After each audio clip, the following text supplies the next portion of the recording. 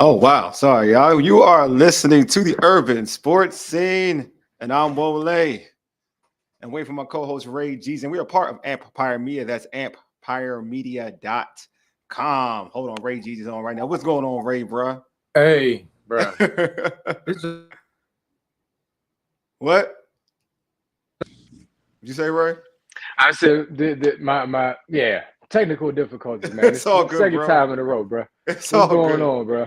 Everything's good, man. Everything is good. I'm Wole. I'm your co-host, Ray Jeezy, the other co-host. What's going on, man? Dog, what's been, man? It's a busy day. We've been hustling. Folks don't know the backstory, but we've been hustling. We've been grinding. Hey, check us out though, man. Like we're going to talk about in the opening, man. You on YouTube? Of course, subscribe to our channel. We got some stuff that's going to drop on YouTube later on. I'm excited about it. Wole already knows what I'm talking about. Wole, of course, all burgundy and gold, everything. Check that channel out as well. Listen, we doing big things, and we appreciate your support.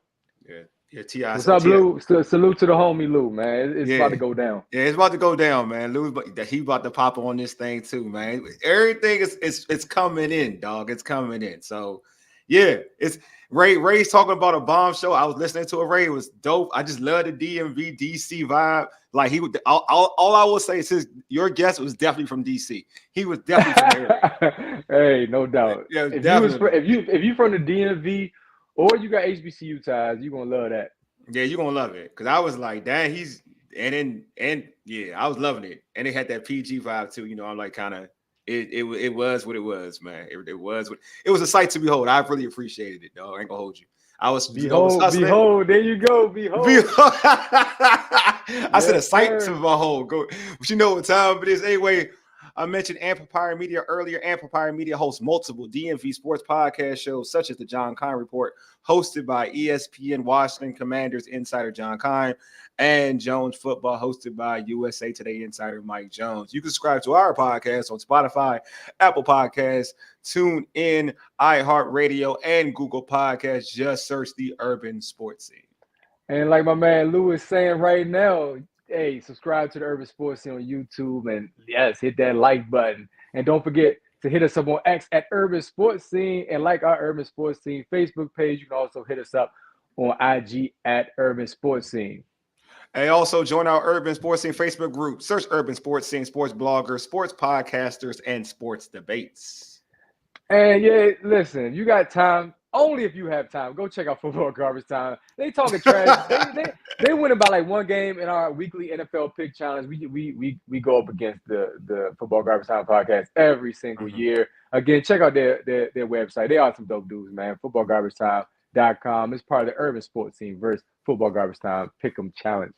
All right, man, let's get into our tradition, the pregame. Here's what we have on tap. We'll debate if Coach Ron Rivera truly changed the Washington Commanders culture for the better and the Commanders' next opponent in the LA Rams. Then at 8:30, we'll talk about Commanders linebacker Jamin Davis being out for the season. At 8:40, we'll talk about the Washington Capitals and Wizards possibly moving to Northern Virginia. Then at 8:50, we'll talk about an Illinois State student throwing out the racial slur to a Norfolk State men's basketball player. We'll also discuss the play of Norfolk State and multiple MEAC men's basketball teams.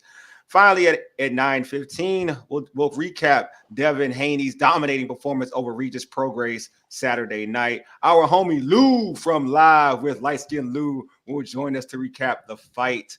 All right, let's get into it, Ray. Before I actually let me pull this up to us at the same time. Pull this up at the same time so I won't be like lost.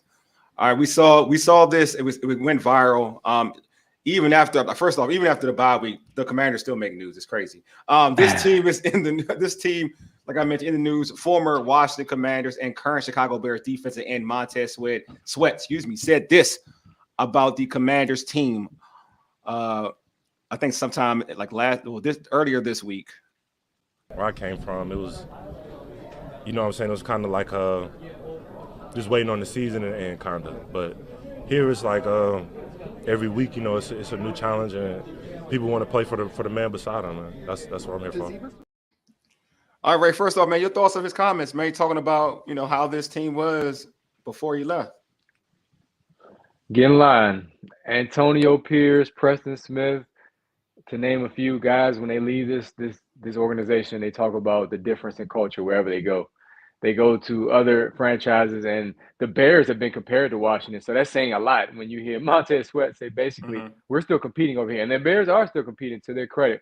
But I don't want to take too much away from Coach Rivera. Coach Rivera has been a punching bag for obvious reasons, largely because you've been losing. But at the same time, Coach Rivera does often get this team rolling late in the season or mid-season. And as of now, it's just been chaotic because of multiple reasons. You had to trade away 2 defensive players. You had to let your defensive coach go. But Coach Rivera is partly to blame for those things. So I can't necessarily say he's absolved of all responsibility, because it's obviously his choice and who he has on his coaching staff. And after that Chicago game is probably when some changes should have been made, mainly Jack Del Rio, according to all the experts and all the people that I respect out here. But it's not surprising, unfortunately. And Wole, I saw that you tweeted that. I don't know what we're supposed to call it. Quote posted. you basically said after Monty, like, you either said facts or yep, yes, sir. Like, you understood exactly where he was coming from. Yeah. You agree with what he was saying. Yeah, I agree with what he's saying. I think Chase said the same thing. People, like, they didn't want to listen to it because Chase said it, right? You know, he went to San Francisco. They were like, oh, it's just different. This team is about winning. I put it on, I mean, you got to, at the end of the day, you put it on the figurehead. The figurehead of this team organization has always been, since these dudes have been around, basically, it has been Ron Rivera. He is the temperature. He is the culture, right? You know, like, basically saying, to me, that's like they checked out this season. We've said that in the past, that, yeah, this team tends to play hard for them in prior seasons. But if you look at, if we're looking at the body of work this season, we can't say that's happened. We can't say that they look like they're improving, right? And like right now, it's definitely worse than prior years. So it's something that happened during this season where these dudes have checked out. You know what I mean? Like, it seems like, and even when you hear Ron Rivera at pressers, it's like, okay, he's kind of baffled. He's kind of fatigued. So to a certain extent, I definitely agree. I think that what he's saying is, all right, dudes are now, they're not looking into it like, oh, we're trying to win. Chicago Bears don't look like a team that's going to make the postseason, but you see them playing hard. Like, they beat the Detroit Lions twice this season, right? A team that everybody has so much respect for. But that's hunger. They're playing for their coach, right? Even a lot of people are saying they're playing to get like 2 top-end draft picks. Now, Carolina helps control them to get that first pick overall. But in terms of even their own pick, a lot of folks were saying like, yo, Detroit, I mean, the Bears can get two, they can have 2 picks in the top 4. Now they playing hard to a point where, you know, I mean, not to be funny, but they are in the playoff race. And that's how bad the NFC is, but they are in the playoff race. So to me, like, that does say something. Like, he's saying here, their coach Chicago, dudes are playing for him. That's basically what he's saying. Dudes are playing for them and playing for him in Chicago. Dudes weren't doing that with Rivera this season. I got a question. So do you think he was talking about simply this season right here where the guys on Washington were waiting for the season end, or is he speaking in past tense where he's saying that's how it is in Washington where we just wait for the season end, we don't play like this? Or was he just describing what the culture was like this season? I think he's talking about this season. Just the frustration with this season. I feel like, I'm just wondering, because if you look at, like, to your point, like what you mentioned earlier, like the body of work, right? We've seen them in prior seasons like rally for Ron Rivera. Even last year, like, they rallied. I want like, for Rivera or for whatever, they rallied. They played harder. It got to a second point in the season where a certain section in the season where they played better football last year. This season it's been so consistently the same, right? It hasn't been like a roll, like we could say roller coaster, whatever. But there's been this. There have been, especially on his side of football, like he's talking like defense on his side of football. It's been constant. It's been a constant thing. You know what I'm saying? Like, they've been bad all year. You know, I want to put it out there to the listeners, though. I just want to know, and I want to get your comments. Mm-hmm. He's clearly taking a shot at the organization. But if you're an ex-teammate, do you take this personal? Like, hey, that's my man. Like, is he coming for me? If I'm John Allen or if I'm Deron Payne, I'm like, look, man, that's not representing me. Hey, bro, like, would you text and reach out? Like, what are you talking about? Because you know how we roll. You know how we played hard. I'm wondering if it's more so I don't like this organization no more because of what I experienced and the expectations that we had, we fell short of, or is he taking a direct shot at ex-teammates? I don't think he's taking a shot at players at all. I think it's coaching. I think it's the culture. Like, that D line with, like, regardless of people, that D line unit was tough, but they were tight. They were tight. Like, so I don't think it's players. I definitely don't think it's players. I think it's the culture that you created. Like, look at the thing. Chase didn't say, because Chase and Montez are basically best friends. Chase didn't say the players aren't expected to win. Like, it's the what you breed. He's talking about, these dudes are talking about the people in charge. They're not talking about the players. They're talking about the dudes in charge. They're not talking about a Cam Curl. They're not talking about Deron Payne. They're really not. They're not talking about Jonathan Allen. They're talking about, and their defensive players, they're definitely going to talk about the players that they play besides. They're not talking about those dudes. They're talking about coaches. You know what I mean? That's how I look at it. Yeah. It's the leadership thing. Anytime you hear somebody say, like, you know, we play hard for this dude. Why are you not playing hard for your dude? He used the coach in Chicago in comparison to what in Washington. He didn't say the play. He used that. He used the coaches. He didn't say, like, our players are playing hard. Like, he said we play hard for the Chicago coach. That's what he used that example.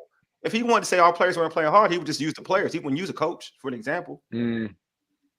Yeah, that's a direct shot at Rivera and or JDR, because some people would say, well, what's the issue to where the players can't take the initiative themselves? Well, you're being coached. You're being put in a certain position. You have a scheme that you're running. As somebody once said on our other pod, they're running an old defense. The defense was outdated that they were running, and they didn't put the players in position to succeed. That's debatable, I guess, but at the same time, it speaks to that word, culture. And X was blowing up about the culture of this team, by the way. Just saying. I know. I know. We'll get there, but it's definitely blowing up. But yeah, that's the thing. Like, when we talk about that situation, we talk about Sweat. I think we put when two players come out and say it, you got Chase and Montez say the same thing, right? A lot of people, like I said earlier, a lot of people kind of blew off what Chase said because it's Chase, and Chase is like polarizing. You know what I mean? To a lot of people, to this fan base, he's polarizing. So when Montez says it, it's different now, right? I don't know if you like peep the vibe on X. It's different now. Like, now people are listening. You got some people that are like, oh man, you know, some people are negative about it, but most of the people, the majority, are like, oh, you know what I mean? Like, we already knew this or whatever. Like, it wasn't held in a negative form or a negative light at all. So to me, looking at this situation, it's definitely a culture thing, and what breeds a culture is all in terms of winning football games is your coach. That's what breeds culture. I don't get into all that other stuff, but I'm talking about in terms of winning football games. It's a coach. Like, you see on every situation. You see it with Sean McVay and with the Rams and the Washington's next opponent. Like, they lost a lot of players, and their team is playing hard. They're playing hard this year. You're looking at like the Ravens, and we talk about the Ravens all the time, right? I feel like, you know, we could talk about the Ravens all day. John Harbaugh, what he's doing. You know what I mean? It's a culture. So that's the thing. But Ray, you mentioned it. This is year 4 for Coach Rivera. A lot of folks, I mean, they like using the term that he's changed the culture. A lot of folks believe that. He is 26, 36, and 1 within his 3 years and some change. Do you think Coach Rivera has truly changed the culture in DC, right? I'm a bit torn by this one, and it's because of the listeners. And right now, man, I'm looking at X. If you check X, well, they getting spicy, man. Listen, guys, look. Hey, fellas, I don't think it's that serious to go back and forth so hard. I mean, I know we're opinionated and we like to debate. I understand that. At the same time, I don't know if it's worth it in terms of just what Wole just mentioned, the record of Coach Rivera. However, somebody posed an interesting thought. Can we separate winning from culture? Now, the two for many go hand in hand. Like, when you say somebody has created a winning culture. Yeah. But some say Coach Rivera walked into such a mess that was so much bigger than him. When you think about sexual harassment, no real HR department, that the fact that he's had some difficulty on the field is not a surprise. Yeah. But some of those issues no longer exist. He made some good hires.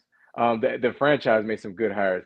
But if you ask me, no, he did not make a difference, because at the end of the day, it's a football franchise, and football franchises are expected to do what?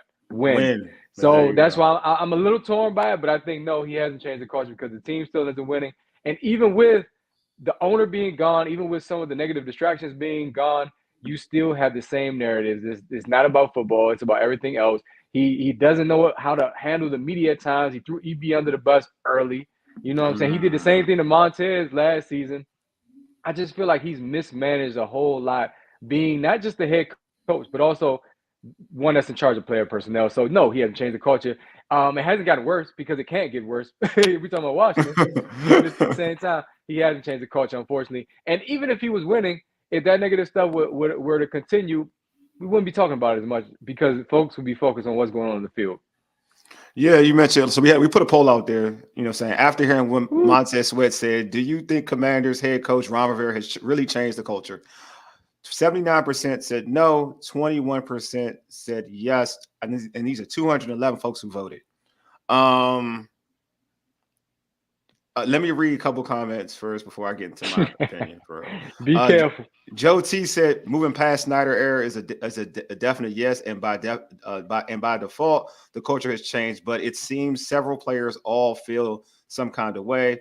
All about 2024 now and new ownership, head coach staff, and players manifesting a house cleaning. They may have to fall a little more to rise higher. Wow. And that was about Joe T. That dude on X said absolutely. People forget about the mess Dan Snyder, Bruce Allen, Jay Gruden left us in. We are in much better shape because of Rivera. He just isn't going to all of a sudden be a difference maker when it comes to winning football games. But so much respect and best wishes, but bye now. John Taman, that's at Bang Radio Hour, said seems the same from the football aspect. Hopefully it is the end of the Snyder malaise once the season is over and the house gets scored. Sandra Simone said tweeted said, I think in the beginning maybe the players bought in, but he's lost the locker room now. And Q said trade players are just butthurt. Oh, traded. He meant traded players are just butthurt. They got traded. It's a bunch, but I'm not gonna read them all. It's a lot of comments. Some spicy. I will say this though. Mm-hmm. When it comes to culture, whether you're winning or not, like for example, Dan Campbell in Detroit, he didn't win last season, but many said the culture's changing. Like you could see it. Who won last year? He didn't win. They won like 9. They won like 9. He didn't win enough to. Go ahead. You mean the year before last? So they won. They almost made the playoffs last year. Almost, yes. Yeah. So you saw the culture was changing. That's what I'm saying. Oh, I thought you meant that's what I'm saying. He didn't win enough to necessarily his team make noise in the playoffs, but you saw the culture changing. Of course. In this case, you're not. In this case, you didn't. Versus, like for example, past guest, don't mean beat up on him, Coach Hugh Jackson. People were scratching their head when he was in Cleveland. Like I don't know the culture changed under Hugh. Brandon Staley's a good example in LA, the Chargers. Like I don't know the culture's changing around this guy. And I think it's the same thing around Rivera. You can see it. If it's happening, even if the wins aren't necessarily materializing like you may want as a fan, you will see it changing. And Coach Rivera has not done on either front, even though he's made some efforts. I just feel like it's been a lot for him. And he said that many times. This is harder than what I thought. He's been real about it. So this is my thing. I don't really care about all the other stuff. I just care about wins. I'm real. Like I ain't going to get you all that. Like when you're a fan, I don't care if you're a fan. You care about winning. That's it. That's all you care about. Like as a fan, if you're in the building, that's different. But as a fan, all you should care about is winning. Like there are some horrible owners in the NFL. Like there's some horrible owners in the NFL. But they win. If they win, you won't hear anything. You don't care. Period. You don't care. You'll be like, oh, my team is winning. The owner is secondary to you. It's been like that for years. There's been some bad owners in the NBA. If they win games, no one talks about them when they're winning games. I mean, when they're losing, you talk about them. All I care about is wins. And in terms of changing culture and winning, Ron Rivera hasn't changed anything to me. Jay Gruden has more winning seasons than Ron Rivera. Yeah. What is that like? What is that? Like, he's the same to me. Like Ron Rivera is the same to me as Jay. Like you could mention Jay because Jay had that scandal when he went outside and went out and hung out with some kids and they put him on social media, whatever. You can say that, but there's nothing illegal. I don't think anything illegal happened. But in terms of X and O's and on the football field, Jay is comparable to Ron Rivera.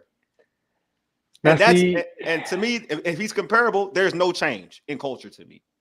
So if you're going to say Ron Rivera changed the culture, yes, he came in the NFL. He came in, he changed some stuff. You can make the argument the NFL helped them change some stuff. You can make that argument, and everything was, and they changed they changed staff and everything. But again, in terms of winning culture, because that's what we talk when we talk about a coach, we're talking about what wins, right? That's the culture. For a coach, the culture of a coach is to win. The coach to change an organization. The culture of a whole organization is ownership. So we're going to see what Josh Harris does. That's who's going to see who changes the culture of everything. That's who you want to see who changes the culture. But in terms of the coach and GM, because Ron did both, that's on the field. Your GM, too, is supposed to change the culture on the field. Like, we don't talk about John Lynch changing the culture in San Francisco about him with personnel stuff. No. I mean, like, front office bull crap. We talk about John Lynch him and Kyle changing the culture of San Francisco. Where, Ray? On the field. That's what it's about. All the other stuff is for like other people to talk about. But if you're a fan, if you're really rooting for a team, you care about what that team is doing on the field. Hey, bro.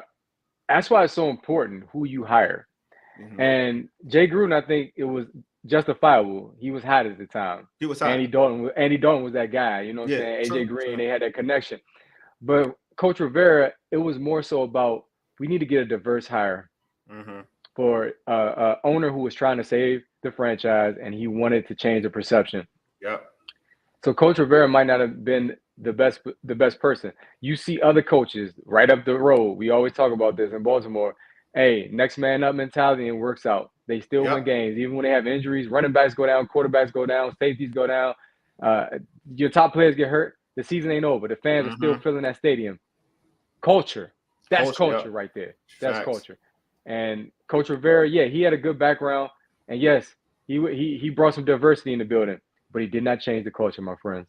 That's basically it. That's all I'm saying. Like I've seen the little tweets and stuff. Folks are saying like, yeah, he's done this with the front office. You know, everything is different. But how does that really impact you? Like for real? Like how does that impact you? Man, the Commanders had all them great young coaches and got rid of them all. They did. But again, that's prior to this. Like that's prior to this organization. Prior to like what Ron is doing. But it's true though. That's true. But in terms of this argument, like, nah, like this team has never what's going on? Like this team has never been. I don't know what's happening. Like this team on the field, nothing has changed. You got Jay stuff. You still got Jay stuff. Like you still got leaks. You got all that. You still got leaks in the building. At one point, this man brought a kicker in from UPS who hit the butt of his line trying to kick the ball. It is again head scratching stuff. Like, what are we doing here? Here goes. That's all this. 0-5 in the division. Culture change where? Yes. Culture change where? Thanks, my man. Hey, that's what I'm talking about. Culture change where? That's what I'm saying. Like stuff like that. Like, what do we? But the poll speaks for itself. And when we look at polls and everything, when there's election season going on in our country, we look at polls, right? I sound like Glenn now. We look at polls, right? Yeah, you do sound like Glenn. And what do we do? We say, oh, you know what? This person's leading because the poll says they're ahead. Right now, somebody literally texted me yesterday, hey, Donald Trump is ahead 10 points with black voters for this next election. I'm like, where did you get this from? A poll. So we're going to go off our poll. We're going to say the culture didn't change. But you know what? The season has to continue to go on. Sunday, the Commanders travel to LA to take on the Rams. With all of what we've heard from Sweat, what do you expect to see Sunday? Also, you saw what the Rams did up in Baltimore. The Rams almost pulled that off. They look like Auburn against Alabama. They had that game. They fumbled the bag. The Rams are still trying to win games. A different culture with, hey, Lou, one of them coaches that got out the building, that's what you about to go face, Sean McVay. Wale, what do you expect? Yeah, it's going to be tough, man. You got Aaron Donald. Aaron Donald, you can't block. Dude, you can't block. Howell, like, bruh. Ooh. I will say this, man. Like, I'm just interested to see what some of the young boys got to do, bro. Like, I'm interested to see, like, hopefully Forbes is playing.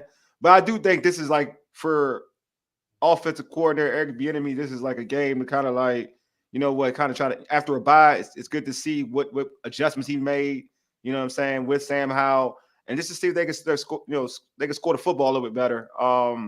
Defensively speaking, Ron Rivera gets a whole week to now like run to get his stuff run into, right. He had the bye week to kind of practice and do what he wants to do and really take the temperature of his players and say what they like to do best, right? So he gets that opportunity. So, you know, if I'm a player for the Commanders, if I'm a young player, I'm not even gonna say I'm a vet. If I'm a young player, I'm gonna be excited for this game. You know what I'm saying? I know Danny Johnson got released and they picked up a player off claimers today. So there's probably as a sign that maybe forwards will be playing today. And if I'm like a safety, yeah, I'm gonna try to get hyped to see what these guys can do.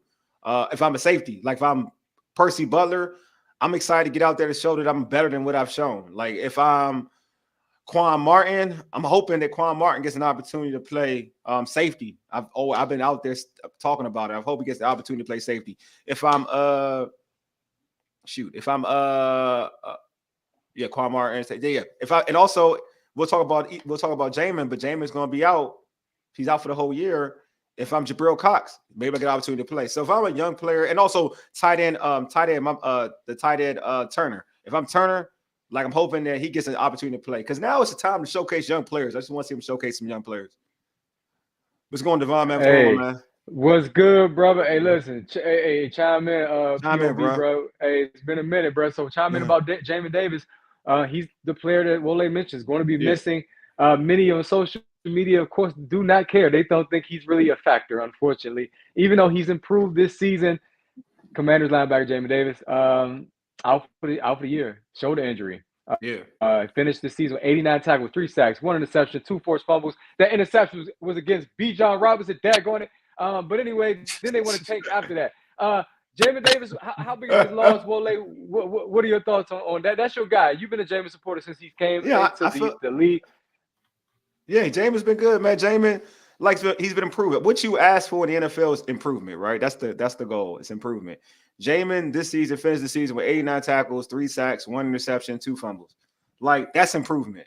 Now, you know, people are expecting him to be a thorough player off the rip because of the speed and Ron drafted him early, but he's getting better. Like every year he's getting better. He's made big plays throughout the season. You mentioned like the Denver game, he changed the momentum with that strip fumble against Russell Wilson. You mentioned the Atlanta game, the interception on Bijan, that interception. He's made big plays for the defense or the bad defense. So Jamin to me has been okay. Check this out. Jamin Davis opted for surgery. Sound like Cole Holcomb last year on the way out. What's your thoughts, Wole? I mean, Jamin has Washington has a 5th year. Washington has an opportunity to have the 5th year option on Jamin. So it's interesting to see what they're going to do. Are they going to use that option on him? Hey, POV said it's a huge loss when you consider they can't get to the quarterback since trading Chase and Tiz. It just adds to the misery of this defense. He also added he has made marked improvements this season, echoing Wole's sentiments. But is he a difference maker? Is he a difference maker, guys? That's what I want to know. I don't think so yet in his career. I think he has the potential to be a difference maker. I'll say this: his last game, he was looking really impressive. His last game against Miami, individually speaking, he looked really good. I feel like if you use him correctly with his skill set and tools, he can do stuff. Like it's the same thing I've said about Tiz and Chase and whatnot. Like you don't let them dudes rock, then they can't be a difference maker. You gotta let them go. And you got a linebacker run a 4.3, you gotta let them loose. Look, man, like we saw this. It's the same thing we saw with LeVar Arrington. There was a times people used to question LeVar Arrington, but then when a coach came in and Marty came in and said, "Hey, let this boy go, like let this boy loose," then you saw the greatness of LeVar Arrington. So sometimes you just gotta let, when you got dogs like that, like you got athletes like that, let them go, let them rock. I'll be honest, bro. That's the I key. feel as though he's going to be a loss. Right, exactly. See, I feel like he's going to be a loss. Here's why. If you watch the Baltimore game last week against the Rams, you watch the Cincinnati game against the Rams, when they got to the quarterback, when they got to Matthew Stafford, he struggled big time. Yeah. And if you can't get to the quarterback this Sunday, he's going to pick you apart. It's going to be a long, long evening for the Commanders if they cannot get to him. Hold on. My bad. You got it. George said, do you guys think Allen will be traded? His contract is up in a couple of years. I'm transfer portal. He's going into the transfer portal. No, I'm starting to like the talk you had on. He had the stuff he said on the junkie. Oh, damn, right? Like, come on, let me get it. The stuff he said on the junkies about, you know, he wants to win, and you know it didn't cross his mind or whatever. He'd be lying. I think it's the first step. Like once you start to speak out loud and start to talk that noise, it's out there. You know what I mean? Like I do. You know, I want to see Jonathan Allen healthy next year. He was playing with plantar fasciitis, so I don't think you got the best of Jonathan Allen. I know a lot of people have been negative and been turning on Jonathan Allen, but I do want to see him healthy. You know what I'm saying? I do want to see him healthy. I mean, Jonathan Allen has rubbed me the wrong way at times with some of the stuff he's been saying, but I do get it. Like I get it.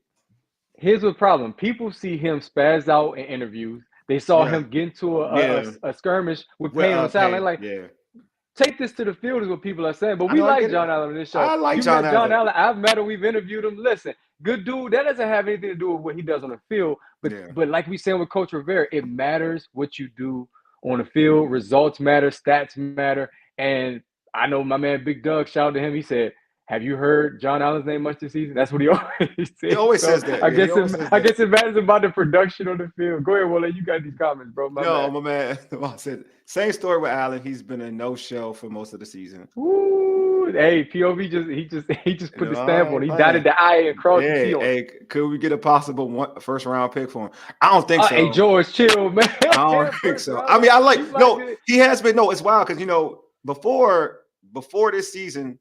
There's an argument that could be made, like to be real, like because he rated pretty high before this season. Before the season. I agree. Season. No, I agree. That's what I'm saying. I don't know now though, bro. I ain't gonna lie to you. I think third at best, bro. I think you get a second for him. You got a second for think about what you get for Montez. You got a second. What you give for Chase? Exactly. But no, forget Montez. I mean, to be real, Jonathan Allen's better than both of them. Jonathan Allen's a Pro Bowler. Tez's name has not even touched any of that. Jonathan Allen has been. You know what? Based on what he could potentially do on another roster, yes, I kind of agree with that. Because like I said, I'm not getting into debates about the Commanders. I promise you, I will not. So you're right. Oh no, there ain't no debates. No, I ain't ready for no debates. I ain't trying to debate nothing. But no, you say he's better than both of them. That's why I said I ain't gonna debate that right now. Oh no. He's though. They're the best because of the attraction of the position. True. I agree with that. Thank you. Attrition, attrition of the. Thank you, bro. Thank you. I appreciate when people take my side. It's dope. He said no. He said because of the position. Don't do that. Hey, I said third and best. My man POV said third and best. No. You try to say them two dudes are better than Allen. POV said that because of the position. I said third and best. You said he's better than both of them. I know, but you made it seem like why are we doing this? Why are we doing this? Go ahead. Hey, it's two against one. Thank you, Devin. You wrong. Hey, it seems like the team made T-Mac Peyton Man of the Year just to try to keep him like they did with John Allen a few years ago. Thoughts? Well, I'll let you take that one. I'll give you my thoughts on that. I'll let you take it first. No, you go for it. I'm trying to say what he's T-Mac. What you talking about? Tracy McGrady? Oh, okay. Tracy McGrady. It seems like the team made T-Mac Peyton Man of the Year just to try to keep him like. Hold on, no, he can't be talking about Tracy. T-Mac. Yeah. Who's T-Mac? Yes, I'm trying. I don't know. Hey, can you clear it up for me, my man? I'm sure I'm messing this up. Yeah. All right, hold on. Matt said, gotta drop off. Appreciate you, man. Enjoy the convo. Good stuff, guys. Make sure to hit. Terry McLaurin, my man. Okay, Terry McLaurin. All right, Terry McLaurin. Okay. Tracy McLaurin. Thank you, man. Appreciate you. My guy. I got you. All right. Yeah, we call him Scary. That's why we call him Scary. That's why we call him Scary. My bad, bro. Oh, yeah. So no, I don't know if they made him the man of the year for. I don't know if they did that for that reason. I think he deserved it. Most people who cover the team, like Candy Waller, shout out to her, T-Wall. Mm-hmm. She said that he deserves to be mentioned in that regard. I don't know. That might be true though, bro. You raised the inspirational thought. That's why we put it out there. Let's put. I can see that because I feel like Terry was been unhappy. I could definitely see that, bro. I could definitely see that. I can see that. There's been talk about Terry too. SP, basically all of our first round picks on defense are busts. Damn, tough. I guess when you look at the production, they've been busts because Payne was good last year. I guess you're talking about the overall. Think about it, Swale. Yeah. The last 3 seasons, teams will, especially to start the game, march right down the field on this defense. Now, the defense would seem to get it together as the year went on. This year, no. So I don't know who. Bust is a strong word, but definitely underachieved may be a good word. Unfortunately, because we think so highly of their talent. I'm not trying to knock nobody. No, I can see a bust. I mean, I see what he's talking about. And I like Deron Payne, by the way. I like Deron Payne. I like them all. I like them all. I just think that they haven't did their job. They haven't balled out, man. McLaurin has just shown up and balled with I believe 8 or 9 QBs since he was drafted. He's been good. I just think that this year has been. I'm gonna say this again. I'm not into like force feeding somebody the ball just to force feeding the ball. I said this earlier. If he's open, he's open. Give him the ball. If he's not open, I like a quarterback that spreads it around. Tom Brady spread the ball around. He wasn't hunting just for one dude. He always gave the ball to the open dude. Like that's what Tom Brady did, and that he won Super Bowls. So I'm always a believer of if that dude is wide open and your read brings you to the wide open dude, give it to the wide open dude. If that happens to be Terry, force feed him. But dude, like I'm not forced. Yeah, it comes down to coaching, bro. Yeah. To me, because you're seeing Bailey, Zappy step in and be successful in Pittsburgh. You seeing Browning, who we know Browning was good at Washington, so we knew he was capable of what he's doing in Cincinnati. But still, these guys step in and they play well. And somehow in Cincinnati, Jamar Chase still gets his numbers, but the ball is spread around, like you said. If you need to get Terry the ball, yes, can you game plan? But at the same time, if the attention of defense is focused on Terry, you got other dogs on that offense you can get the ball to, including Logan Thomas. So, Terry has been a soldier for Haney. Now, I would like to see Terry go elsewhere and get a chance to win, bro. I feel like his best days are being wasted. But anyway, that's my personal opinion. Yeah, you're going to Ham. I know. You always tell me that. Yeah, you go to him. So, I like Terry. That's all. I know. I feel you. No, I feel you. I feel you. I mean, I want Marvin Harrison Jr., but it is what it is. Hey, would you be surprised if EB goes the Josh McDaniels route and returns to Kansas City if they don't make the Super Bowl? I thought about that. What do you think, Ray? I thought about that. I think it's a strong possibility. Although recent reports are he is a head coaching candidate. Chicago is definitely in the mix on that from what we read. So if he get a chance to be a head coach, because his body of work speaks for itself. I don't care what the haters say about him or what those who oppose my personal opinion about EB, but I think the numbers, the way Sam is played, I just think, like you talked about all night, the culture has brought down this team, and it's hard to come back from that at this point. We'll see how they finish the season out, but I could see EB returning definitely with the right situation because that team is struggling, the Chiefs, without him, that offense in particular. George said, "Danny, we know Danny Johnson was cut. It was like for Blue Kelly, from I think from Green Bay. I don't know that much about him. I think Danny Johnson. I think this is a way to just make sure Forbes plays a little bit more. To be honest with you, they can play the other young guys. I don't get it. Honestly. Danny Johnson was to me good enough. Go ahead, Ray. What you want to? I'm just looking at look. Remember we were talking about Jahan being a number one potentially. Yeah, the biggest issue. What David's saying is basically a lot of people saying this. He might be number 2. Sort of like what decided after 1 year with Waddle. Let's get. Yeah, I get it. Like I've thought. So see, that's why on the low, I'm gonna tell you on the low, I'm like getting a Marvin Harrison Jr. would probably be better for Terry. I kind of think that would be. And then lastly, George, you saying is there a way that this team can get some D-backs with speed? Well, that's on. Forbes is fast though. Forbes is fast. Forbes is fast. But to your point though, they need more. I agree. They need more. That's personnel decision.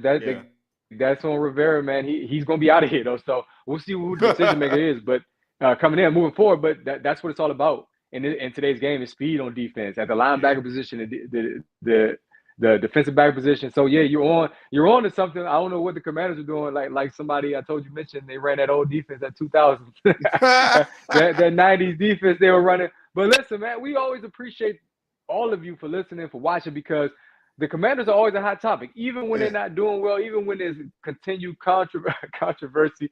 The Commanders are a hot topic, but we're gonna move on now, and hopefully you all will stick around as we transition to Wizards talk. Possible changes coming. Wizards and Capitals, Wizards and Capitals. The Wizards and Capitals, the Capitals, and the Capital City Go-Go. Don't forget about that. Yeah, Capital City Go-Go.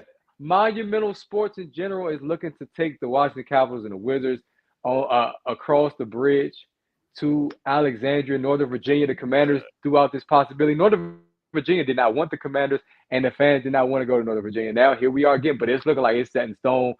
The governor of Virginia, he's basically shaking hands with Ted like, we got this. Still some ways out because the lease of Capital One, I think, ends in 2027. But are you in favor of this? Yeah. Wole, you got the social media poll out there. Yeah, I got to pull that thing up though.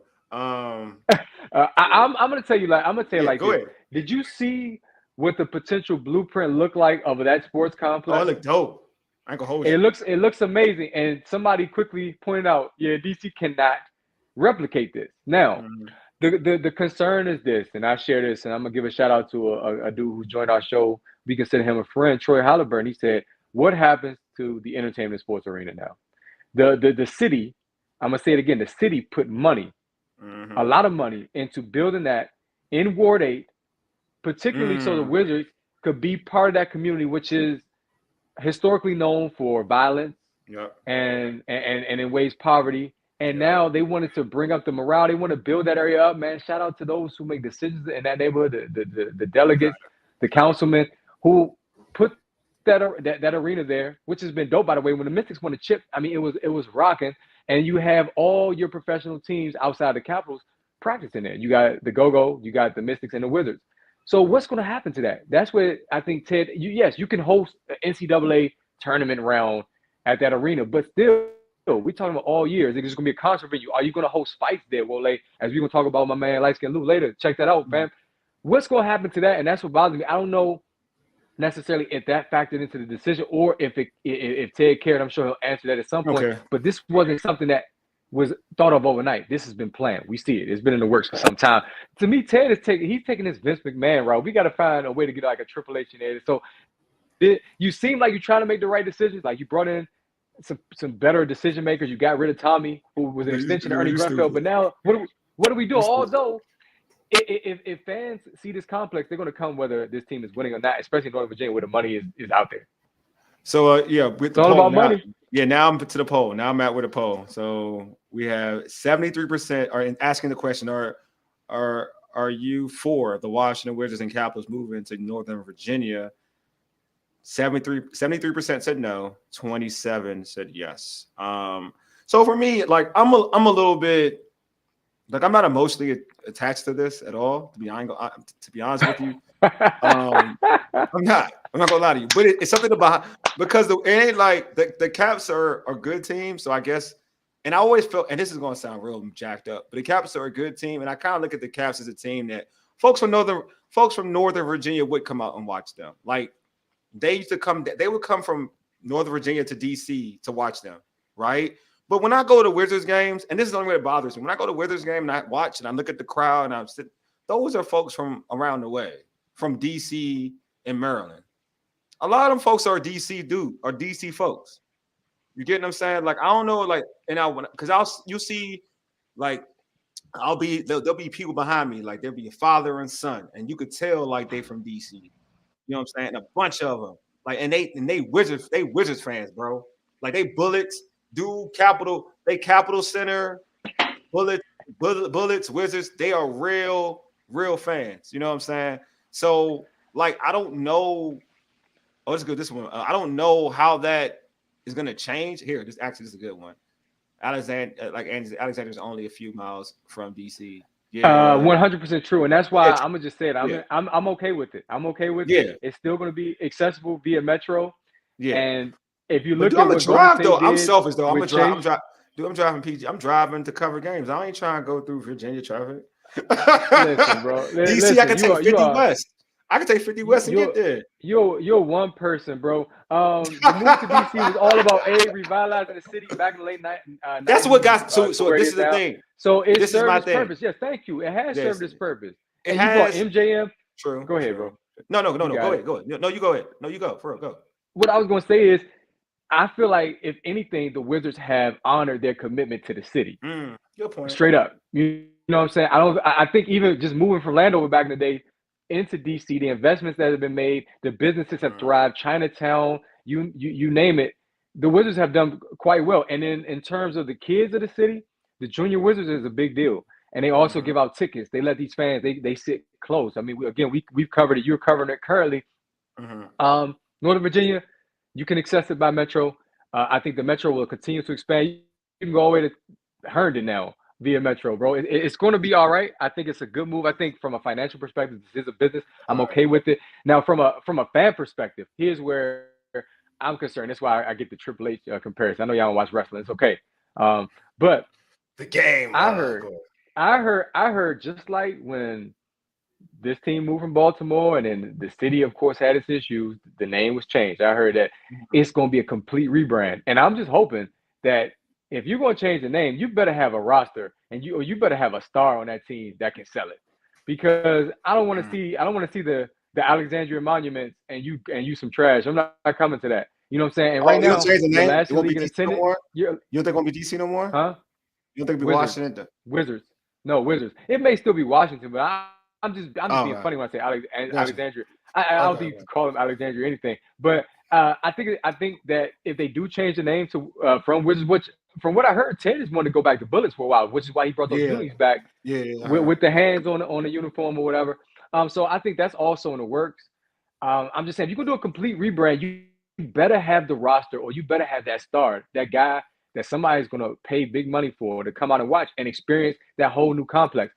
But if you're going to continue with the basketball product that we've seen here lately, I don't think it's a good look if you're going to rebrand. Like, is it okay from a business perspective? Do I have any like ties to the team personally? Am I like, man, I can't see this team leave my city? Nah.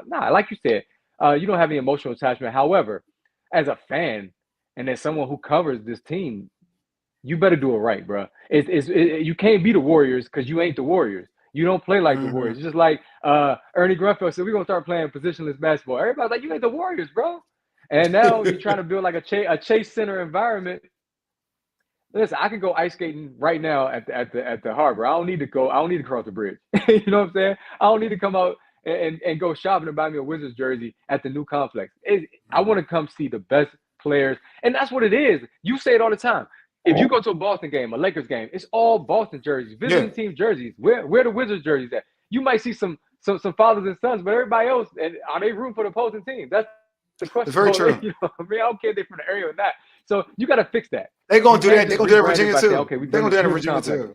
They're going to do that in Virginia too. They're going to do that in Virginia. It's all about selling tickets, but still, you want to bring in your core fan base. I'm gonna say it over and over again. Hey Lou, you said this weeks ago when you were watching or enjoying this. You said DC's a basketball town. I said the same thing. You got to embrace that, man. Well, I will say some of them, but to your point, like even I'm gonna use your argument. You said this to me multiple times. DC's what? It's a what? Basketball town. I just said that. Yeah, right. No, you've been saying that. So you can move in Virginia, like you're moving away from a basketball.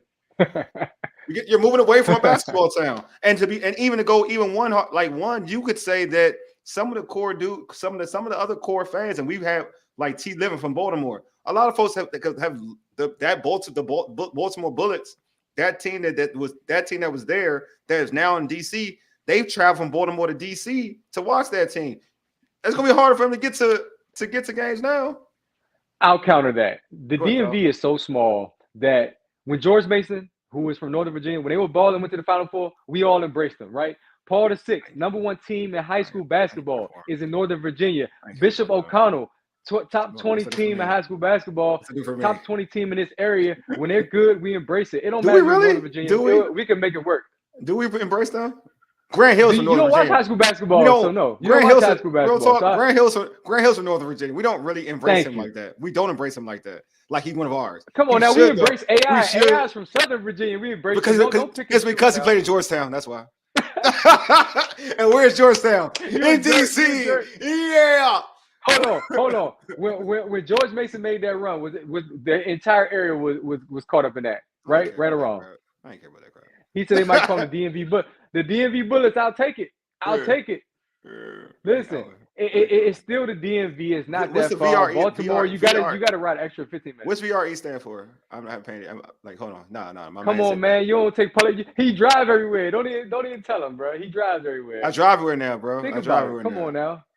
Yeah, I don't drive. He I drive don't take the rail, baby. He don't know. Not about, anymore. Know I about used VRE. to. Not anymore. Listen. I used to. Yeah.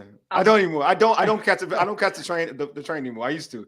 Green line, red line, orange line, blue. Yeah. AI stole the DC crossover. Tell him. Hey, tell him about Victor. And Page. look. And what school did he go bro. to? And what university did he go to? Georgetown. Where is that located? DC. He can steal all he want. That's what I'm talking about. Let's go. Let's go. Hey, and to my point, if you're gonna move this team and try to rebrand, you better have an AI type dude. Ain't nobody. I like Bilal, but ain't nobody going over in Northern Virginia to watch them. If you talking about a core fan base from DC, so they gotta get the roster right too. But I'm down for the move. I'm down to go see it. Hey, listen, I'm not a fan, but I'm interested. My man Mo said that. Shout out to him. But what else we're interested in on this show is the HBCU culture. Let's dive into this topic, which has been in the news. It's made ESPN. It's made every major news publication, which pisses me off. Because Robert Jones is a friend of this show. He's the head coach of Norfolk State University, and I feel as though you already know where I'm getting at. Wole's got to kind of bring this topic into light for us, but it should be a discussion about how Norfolk State is playing great mid-major basketball right now. But go ahead, Wole. No, you're right. So let's dive into it, man. So over the weekend, Illinois State.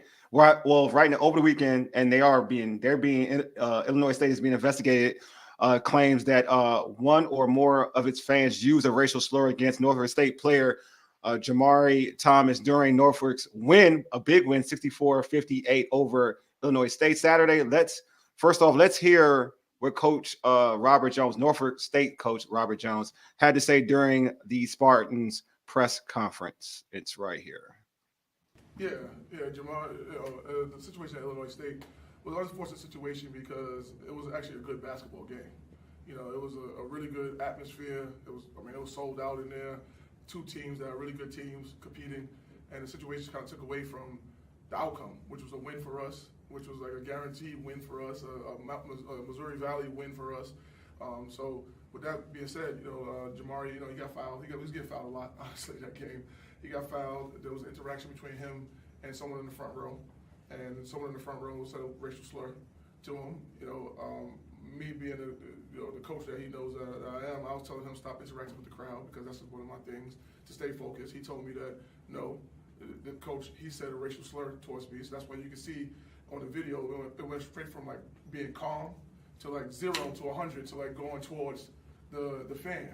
And then I told the referee while I was going over there. And that's hence why I didn't get a technical foul for going on the court, because the referee knew the situation of what was going on.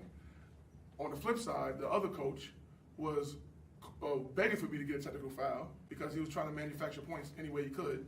And I went back to the sideline, and what I said to him was that one of your fans just called my player a racial slur, called him the N-word, and you can see my mouth saying that on the video. He says, I don't care. And I tell him that you cannot say that you don't care about one of my players being called the N-word. Now this is beyond basketball now at this point. So, that's when we were kind of toe to toe. He backed up a little bit or whatever. I would have too, probably. But, he went back a little bit, and then, that's what happened, really. And then the referees came to us, and I was telling them over and over that, they said that the coach said he didn't care. The referee said, I know, I understand, but you got to just calm down for me. And then we just finished the game, and that was it. Honestly, it was like a probably a 2-minute situation that now turned into this. You guys don't be here that much. The school said that they've already heard from Illinois State that they acknowledged an apology and that they were looking forward to an investigation. Have you yourself heard from anybody from Illinois State since then? Well, the coach reached out to me. He reached out to me on, we played on Saturday? So Sunday morning we were on a layover in Chicago. And to be totally honest with you, I saw the name come across the phone. I don't have his number, but with the new technology, when you can see, a call ID type thing, it said Pete on or however you say his name.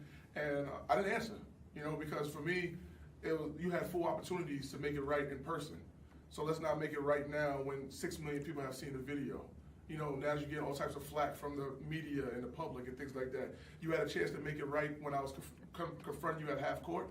You know, when you said that you didn't hear me, you had a chance to make it right on the handshake line when you told me. Now, he did say that he didn't hear what I was saying, right? So what I said to him was that, why did you say you don't care if you didn't hear what I said? So what did you think I said?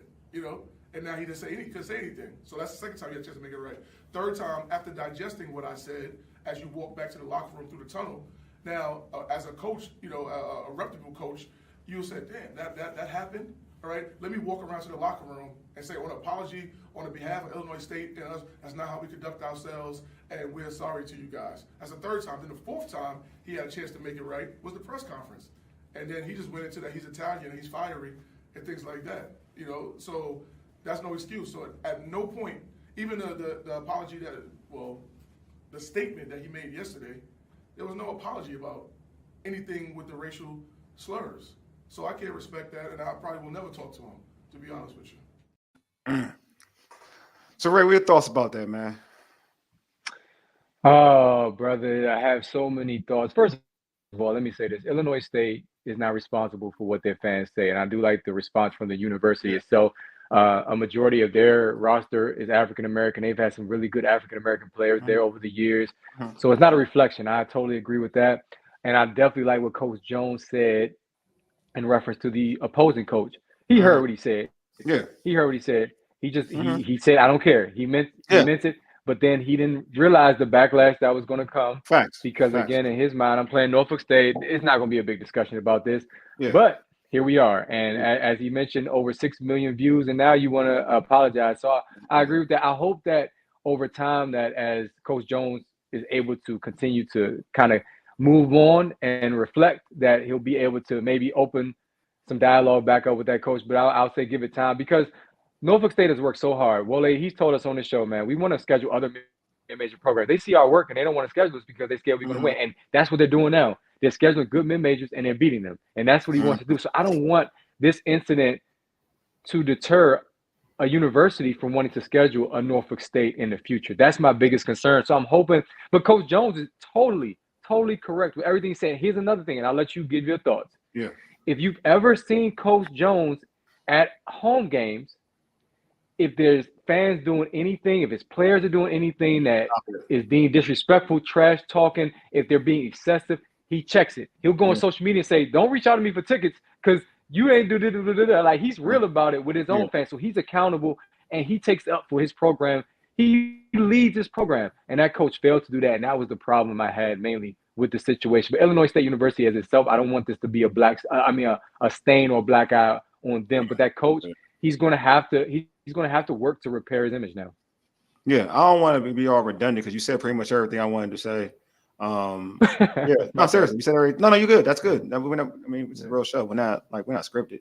But yeah, that was my thing. Just that, like that coach, you guys show responsibility. You've seen that in other places. Like you've even seen it with Coach Thompson, rest in peace, and even Boeheim, where he would take the mic and say, "Hey, you can't say this about whatever. Lead, be cordial out here to his own the student section up in Syracuse, so and vice versa." So with Georgetown, so to your point, like, yeah, if a coach comes out and tells you, and like you said, Ray, he heard it, come out and say like, yo, this somebody from your students, somebody in the audience, one of your students came out and called my player the N-word. Like, you gotta take that shit. You gotta take that stuff serious. Excuse my language. You gotta take that stuff serious. You know what I mean? Like, you just can't say, I don't care what you're saying. Like, who does that? Like, at the end of the day, for the basketball is basketball. Basketball is basketball, but life is life. These are young men, right? You're as a coach, as an educator. You're a coach. You're an educator. You are educating your kids on how to act. You know what I mean? On the court, you're still teaching. You know what I'm saying? You're teaching them not just the basketball life, but you're teaching them off basketball. You're teaching them about life itself. So when you come out and portray that and say, when somebody comes up to you and say, "Yo, Mike, somebody, one of your students have insulted my kids and whatnot," and you say, "I don't care," dude, you're doing a bad lesson to your kids that you're coaching. You know what I mean? So yeah, to your point, Ray, like I put most of it. Yeah, that kid who said it, yeah, like that kid should be penalized or whatnot. But the coach should equally be penalized because he's an adult. He's an old adult who knows right and wrong, and for him not to address it, that's on him. Okay, I'm So glad you mentioned yeah. Coach Thompson Yeah. because Coach Thompson made the point to say I coached against all Italian coaches when I first got into the Big East. Yeah. He said it, Patino, Yeah, all of Massimino, them. like he used to always. And it's okay if you got beef with another coach. Now, was he really trying to jump in Coach Jones' face? Probably not. We already know he don't want. Like I told you, he don't want no smoke at all. But I'm okay with you being a fiery coach. I'm going to say that about the opposing coach at Illinois State. I'm okay with that for the simple fact that it's competition. It's going to get heated at times. Coach Thompson, him and Jim Calhoun almost got into it. Remember the Ray Allen shot? Coach Thompson looked like he was ready to swing on him. Yeah. So that part is okay. But I like what you said. If I heard that as an opposing coach, I'm stopping the game. I'm getting on the microphone. Even Coach K would have done that. Yeah, and said, "Hey, all listen, we can't do this. If a fan is throwing something on the floor, if you're hurling racial slurs now, here's where the referees get. The referees, first of all, they did a great job in handling the situation. We heard the comment. We're hearing the coach say he doesn't care, and we just asked you to calm down. And I think that was good for Coach Jones to respond to. And then they also removed the fans. So all that was handled the right way. And the players, shout out to the young men that handled that the right way as well. So overall, I think the situation was handled in a way that it prevented the situation from escalating. And I'm like, bet. Yeah. I'm okay with the coaches beef, and I'm okay with the strong, heated competition. It was before all that happened, they were throwing bows. It was physical out there. Yeah. So it was already contentious, and I think that coaches blew his top. But I think he does have. I mean, you always got time to reflect and say, you know what, I screwed up. I think the apology should have been directly to Coach Jones. I wouldn't have issued anything. I would have kept reaching out and saying, hey, man, I understand why you won't speak to me, but you know what, I messed up. And, hey, in the moment, I did hear you be real about it. And at the time, just keep the buck. I don't think it hit me. Keep it real. And even if Coach Jones will respond, at least you have peace knowing you were at least honest about it. You really did. But Norfolk State's playing excellent basketball. Let's talk about that. They won that game. Let's talk about that. Let's talk about that, man. Let's talk about that because I feel like you said earlier, we don't want to erase what they accomplished. You know what I'm saying? Like they're 7-3 with some good victories right now. Ray, would you say they're the best team in the MEAC? 100%. Their record says they are. We just talked about victories and we talked about stats. Their record says they are. They play some good non-conference games. VCU may not be the VCU that had Eric Maynor, but they're still VCU. That's a good win. VCU, right? They may not have my man Larry Sanders no more, but it's VCU. George Templeton, I know he can relate to him. Shout out to George because George told us I think it was X. He said you should have heard the fans upset them. They were upset about that loss, thinking they shouldn't lose in Norfolk. So it shows that that's a good win. And UMES and Howard, Delaware State, they played some good opposition as well. They played them tough. They each have good wins, but Norfolk State has the best wins right now, and they have the best record. And Coach Jones, his record beyond this season, it says a lot about his program. And he lost. I think he lost the most star power out of everybody. I know Howard had the transfers. UMES had a lot of seniors exit. But in terms of star power, Bankston, Dana Tate Jr., and the two-time MEAC Player of the Year, Joe Bryant, you lose all that, and you still got the best record right now in the conference, and you beat good mid-major programs. Hey, don't get no better than Coach Jones, man. I ain't gonna lie. I got love for all the coaches. You do. I know you do. Actually, they lost. I ain't messing with you today. I ain't messing with you today, bro. Norfolk lost to Stony Brook today, so they're 7-4. They're 7-4 right now. Okay, still got. But they played. Yeah, that's good. I mean, they went on the road and lost, but they still. And to be honest, I'm not shocked that they lost. I wouldn't be shocked if all of this discussion, everything they've just experienced, did not take away from. He was saying that he didn't want that to happen. Though he said that in the presser. I think he said something to the fact like he don't want to blame what happened if they lose this Stony Brook. He said they all focus on Stony Brook. That's what he said during the presser. But yeah, to your point, Ray, they've been real good. I've been impressed with I've been impressed. Not Central. I've been impressed with Norfolk State. I told you prior. I've been really impressed with Dell State. Just from what they were last year to this year, they've had a number of good wins this season. I believe there's 6. I think they're 500. I want to say they're 500. They've been playing good basketball. Obviously, we went to the University of Maryland Eastern Shore. Impressed with the University of Maryland Eastern Shore's win over Penn, which was a good team. So they playing decent ball. Like I just feel like we can go down the list. Even Morgan State, we covered the game. They beat UMBC. UMBC barely lost to Louisville. They lost to Louisville by 2 points. So that was a good victory. So I just feel like, we've been talking about this. I mean, you've definitely been talking about this, about how the MEAC has been on the rise, or HBCU basketball. We're just going to talk about the MEAC right here. The MEAC on the rise. And like Howard having big wins already this season as well, to the defending MEAC champions. Like, how can I forget them? But it's like there's so much good basketball in the MEAC. And this is my question to you, Ray. Like, we talk about this during tournament time last year, and we had this debate where we were like, well, Howard shouldn't be a 16 seed. They should be a 15 seed, if that, a 14 seed. We were like talking about it back and forth. Like this season, when you look at the landscape of MEAC basketball, they've beaten some good mid-majors to, PWIs in college basketball. Could this be the year that we finally get this team, get a MEAC champion, getting a lower seed than 16? If it's Norfolk State, I'm gonna say yes. Okay. If it's Norfolk State, because their RPI is gonna be higher than everybody else's based on the wins that they already have, and then they're gonna beat up on the conference as well. They'll probably split with Howard. That's my guess. Or Howard has the ability to sweep them. But other than that, I think that they'll have a good conference record. And then Jamari Thomas is right now the best player in the MEAC. He's averaging almost 20 points a game this season. He's on a whole nother level. Right here, 28 today against Stony Brook. Yeah. And by the way, bro, we got some breaking news about Draymond Green. I saw. If you want to address it at some point. It's indefinite. It's indefinite, about right? His suspension. It's indefinite, right? But anyway, it is indefinite.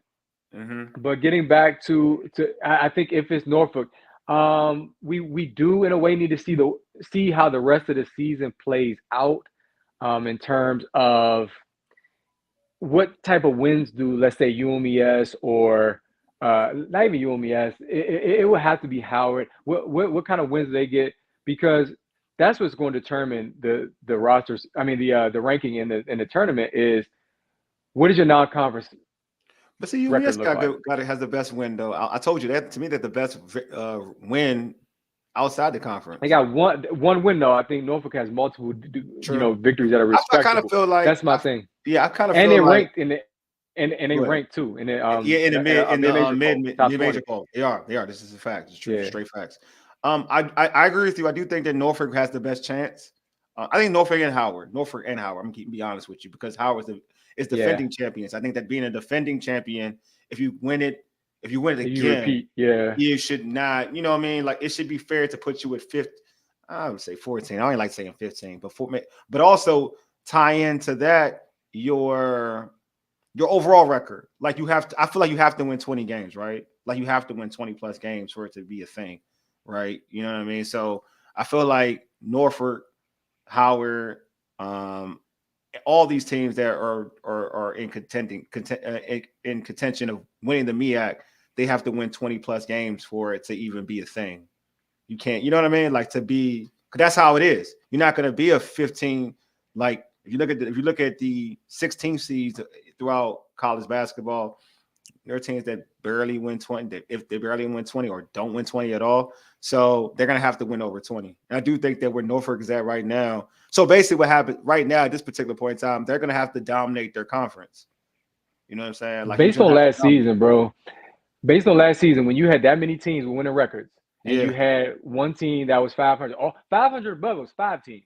Yeah, 500 above. Facts. It was Morgan, UMES, Central, Howard, and Norfolk. Yeah. The RPI, or the strength of conference, the MEAC should be higher than some others that are considered to get 12 and 13 seed. Because if you give a MEAC team a 14 seed and they play a 3 seed, they definitely have a shot. They have a shot against a 1 seed, but the chances increase because the MEAC, as we talked about, is pretty good. You mentioned HBCU basketball in general looking good. Yeah. The swag as well. We'll have to get into that at a later time. I So think yes, my that bad. I was wrong. I Go think ahead, time will though. tell. Yeah, I just Go want to ahead, say, you good? Dell State is they're second. They're six, in terms of overall records, not conference play. Yeah. So Norfolk is 7-4. Dell State second is 6-7. Central is 5-7. I gotta check who they're playing. Howard is 4-6. Morgan is 4-8. The Shore is 4-8. South Carolina State's 3-8. The Shore is 2-6. And Coppin is 1-11. But again, it sounds okay, but I'm about who you play, because some people are playing a little bit tougher teams, depending on who's playing who, and just how the body of work in terms of if they're competitive in those games. I think conference play will even everything out.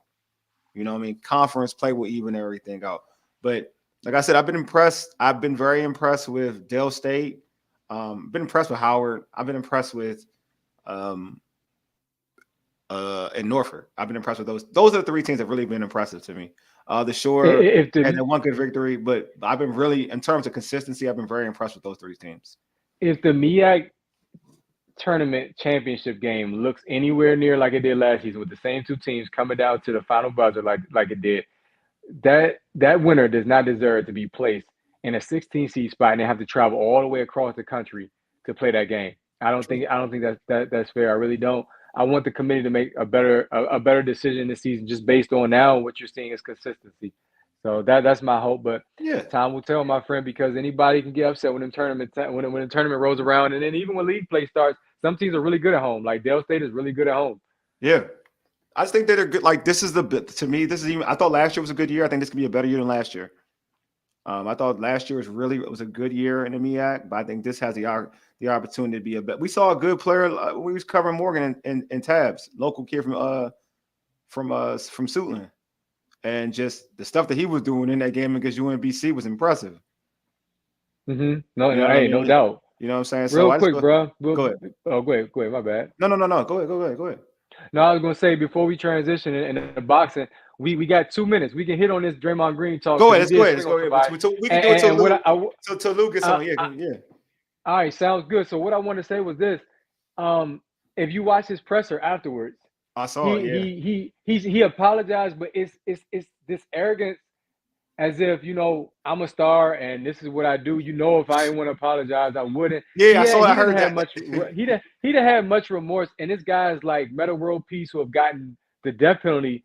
You know what I'm saying? Who have a similar reputation, but have legit mental health issues. Yeah. So I think the NBA needs to send a message, and I think he should lose out on his contract. I think he should be able to apply for reinstatement next season. I really do. I just think he don't care. He think he's above the league for whatever reason. The league made you who you are, bro. The NBA is a great opportunity. Why do they act like they make the league what it is? It's stupid to me, bro. Like like his that was stupid. Like it's wild. I caught it late. Like I caught it then it was like Draymond did something again, and I got an alert on ESPN. So I looked at it, I was like, dude, you just got in trouble by choking somebody out, and now this is what you doing? Like, and he was just trying to draw a foul. And even if that's the case, like, why you have to go that OC? It's like he's so out of control. Like, Draymond is, I don't know what's up with dude, bro. Real talk, I don't even know what's up with dude. Like, I'm like, like, I don't even think he does, because he just did. All right, see how they punish John Morant? All right, they punish John, right? Yeah, because he repeat offender. Repeat offender. Dude just choked out Rudy Gobert. Like, this should be you gonna give Ja that amount of games? Like, Ja did something. It wasn't illegal, but it was stupid. Don't get it twisted. I'm not saying it was a smart thing to do, but this dude is physically harming people now. Cue the buck. That are non-basketball plays. These are non-basketball plays, and some of them aren't really. The last one to me wasn't provoked. Like, there was no need to do that, like, at all. Whatever. There's no need to do that. You can make the argument of Rudy, whatever. Rudy Gobert wasn't provoked either, but some people say it was provoked. Like, dog, you're not even doing basketball stuff. Like, I'm on a point. Like, I'm with you, Ray. I'm like, it definitely is only like, it's just a term. It's like until they decide what they really want to do with you.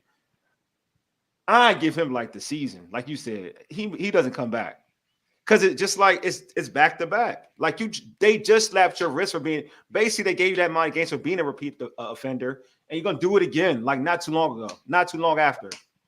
Like It's that mentality. Yeah, yeah, they think he's so it's above the like league. A lot of players feel yeah, that way for some reason. but he does that. He's more than them. I'm sorry, but he's more Yeah. than them. Like and this is because this is physical. Like you're getting physical with other people now. This is different. You know what I'm saying? Like if you harming yourself, that's different to me. Like you're harming yourself. It's stupid, but you're harming yourself. Like, but this, like you harming other people, and you cool with it.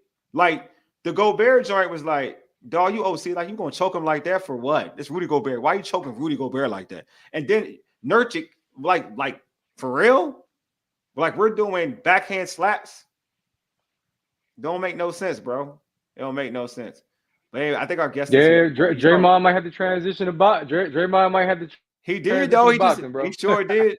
Draymond just transitioned to boxing. It's wild, man. Let me introduce our homie, man. Right now, let's welcome a host of Live with Light Skin Lou, our homie Lou, on to the show. Lou, welcome to the urban sports scene, my man. Man, what's going on, gentlemen? Thanks for having me, man. First of all, I want to say, like I said, thanks for having me. I'm proud of you guys, man, the work you guys doing over there, man.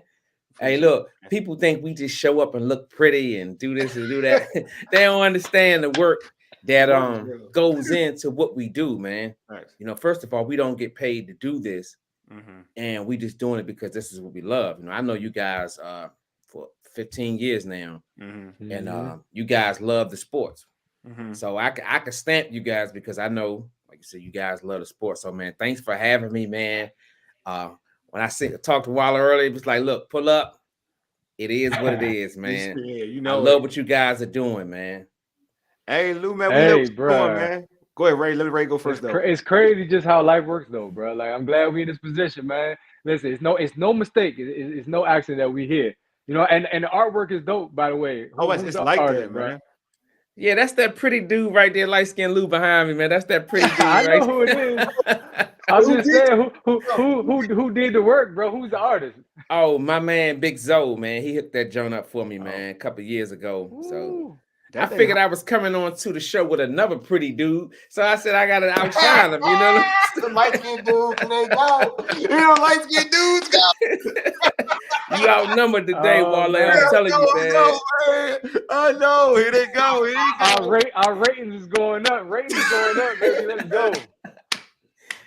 Hey, Lou, before we get started, hey, Lou, man. for real, good to see you, bro. Yeah, it really is, man. It really is. But I was about to tell Ray about this. We're going to throw some sport fit stories real quick. But before we get into all that, man, tell our listeners about you know your show and whatnot. It's a dope show. I love it. I love that you had young boxers. You got boxers who are doing it in the game in the past. I just love it. I love your platform. Can you just tell our listeners about your platform? Man, first of all, I want to give a special shout out to my co-host, the lovely Kiki. We you know, she hey, look, she the bomb, man. All I do is show up and look pretty. She does all the work in the background and all the posting and everything, man. So I wanted to give a special shout out to her. She couldn't be here. I just wanted her to know that she's here in spirit. You know what I'm saying? So yeah, but the platform, man, me and Kiki started this platform like a year and a half ago, and we created it because we wanted to give a platform for the up and coming, whether it's football, basketball, boxing, whatever sport. But we just so happen to have a foundation in boxing. Yeah. So that's what we kind of catapulted off of. But like I said, we do all, pretty much all walks, like politicians, entrepreneurship. But right now is boxing. So that's why we created the platform. And our platform is a platform for young up and coming artists, athletes to come and to tell their story. Because that's what it's all about, guys. Like I've seen you interviews, guys, even though guys have been retired. I've seen you had Doc Walk on there before. At some point, he had a story to tell. Facts. So and that's the reason why we started the platform, man, for athletes to come and tell their story. So like I know how Ray and I when we started thinking about doing this with other folks, you know how the genesis of it was. But for you, what was your genesis like coming up with your show? Like were you just sitting back and you thought to yourself, man, I can do this, or was it like or did somebody approach you? Like what was the genesis of you just starting the show? Honestly, y'all know me. I like to talk. Y'all know me forever. I like to talk. I like to talk trash. But it was just I came up with two younger brothers, world champions, and just living their story. I just know that every person that's doing something, they have a story to tell. So for me, it's the story. That's what made me want. I don't care what you do, whether you're a singer, politician, whatever. You have a story to tell. So that was the whole basis of me and Kiki starting the channel, to have, like I said, have a platform for these people to come and tell their story. I don't care how, where you at, whether you low end, the high end, you come and tell your story. And that's the reason why we started. Okay, bet. All right, so Lou, who the best jumper in sports fit, bro?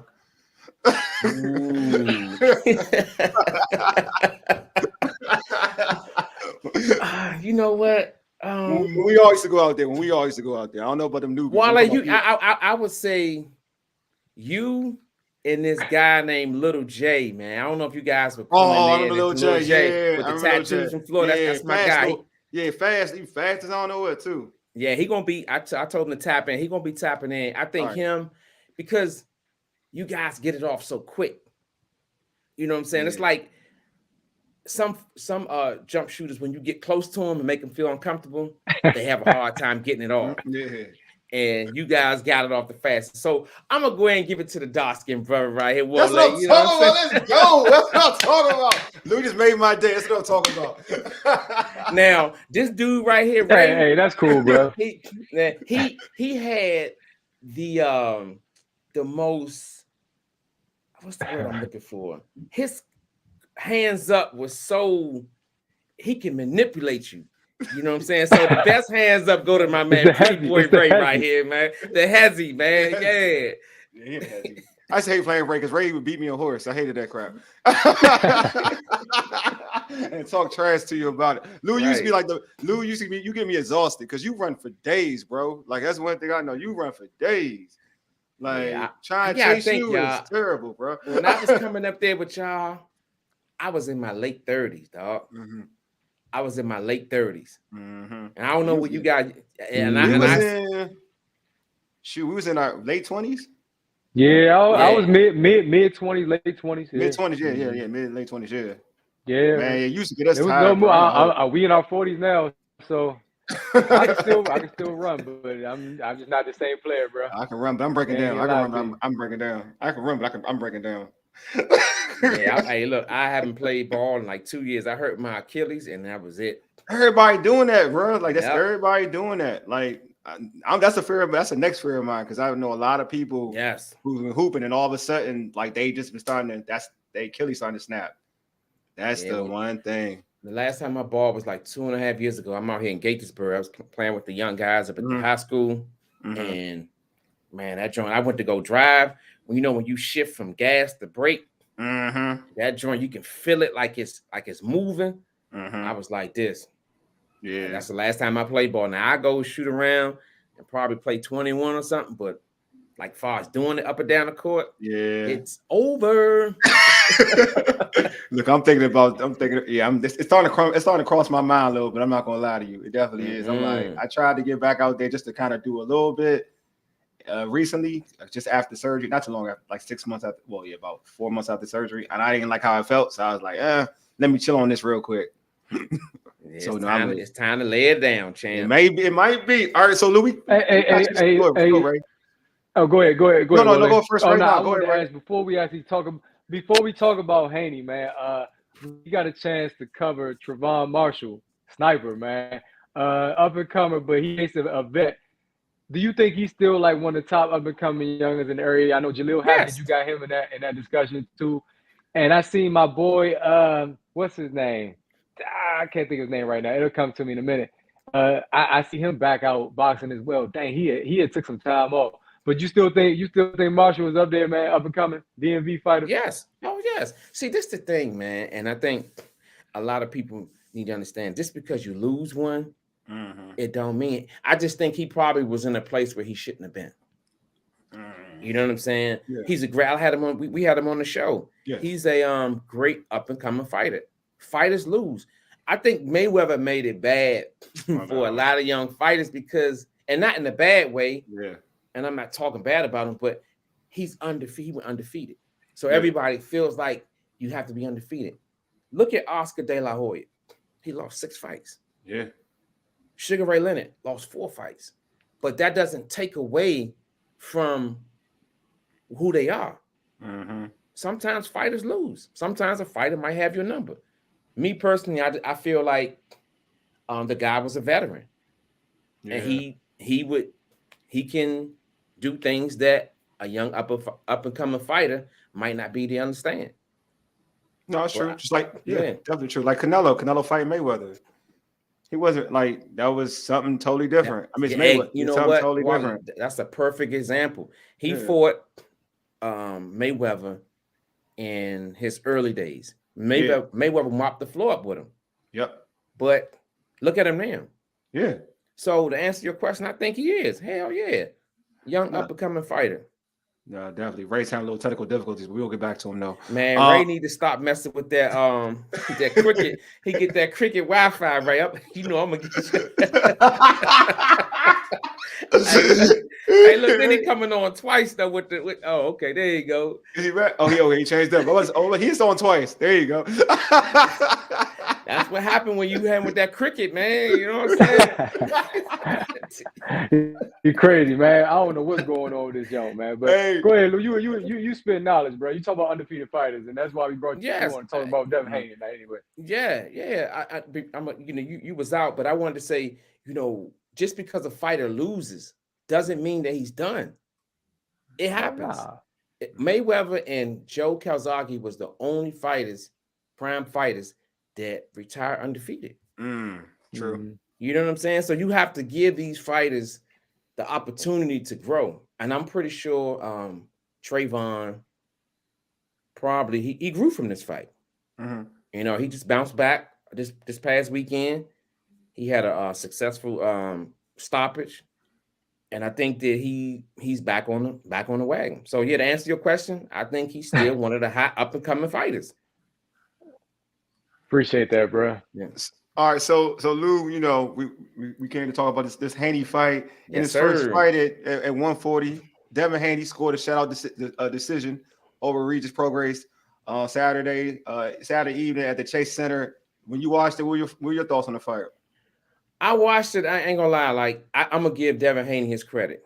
Mm-hmm. He outclassed Regis Prograis in all angles of the game. He showed boxing skills. He showed me stuff that I didn't think he had.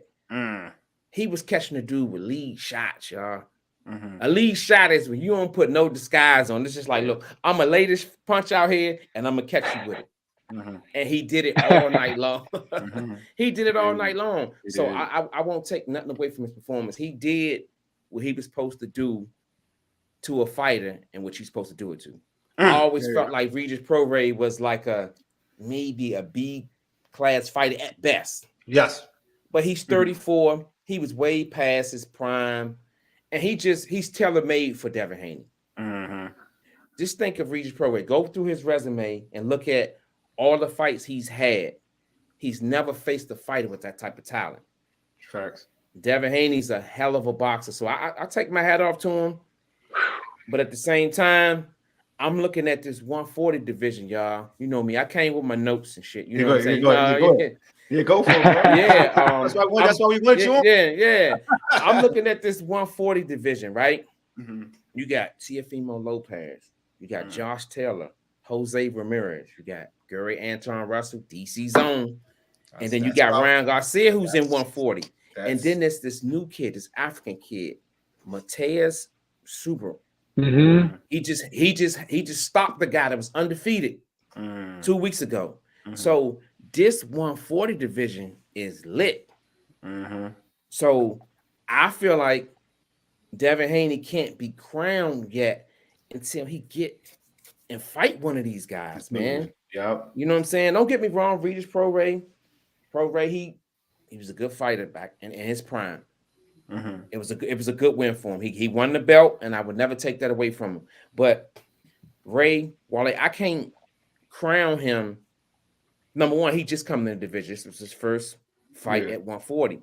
But I'm looking at all these names that I just named. I can't crown him until he get this. Just think about Sugar Ray Leonard. I'm gonna take y'all back. Y'all old enough to remember. Tommy Hearns, Hagler, Durant. These guys didn't get that identity until they fought each other. Yeah. Until they fought each other. You know what I'm saying? So now you think about, let's look at Devin Haney's resume, right?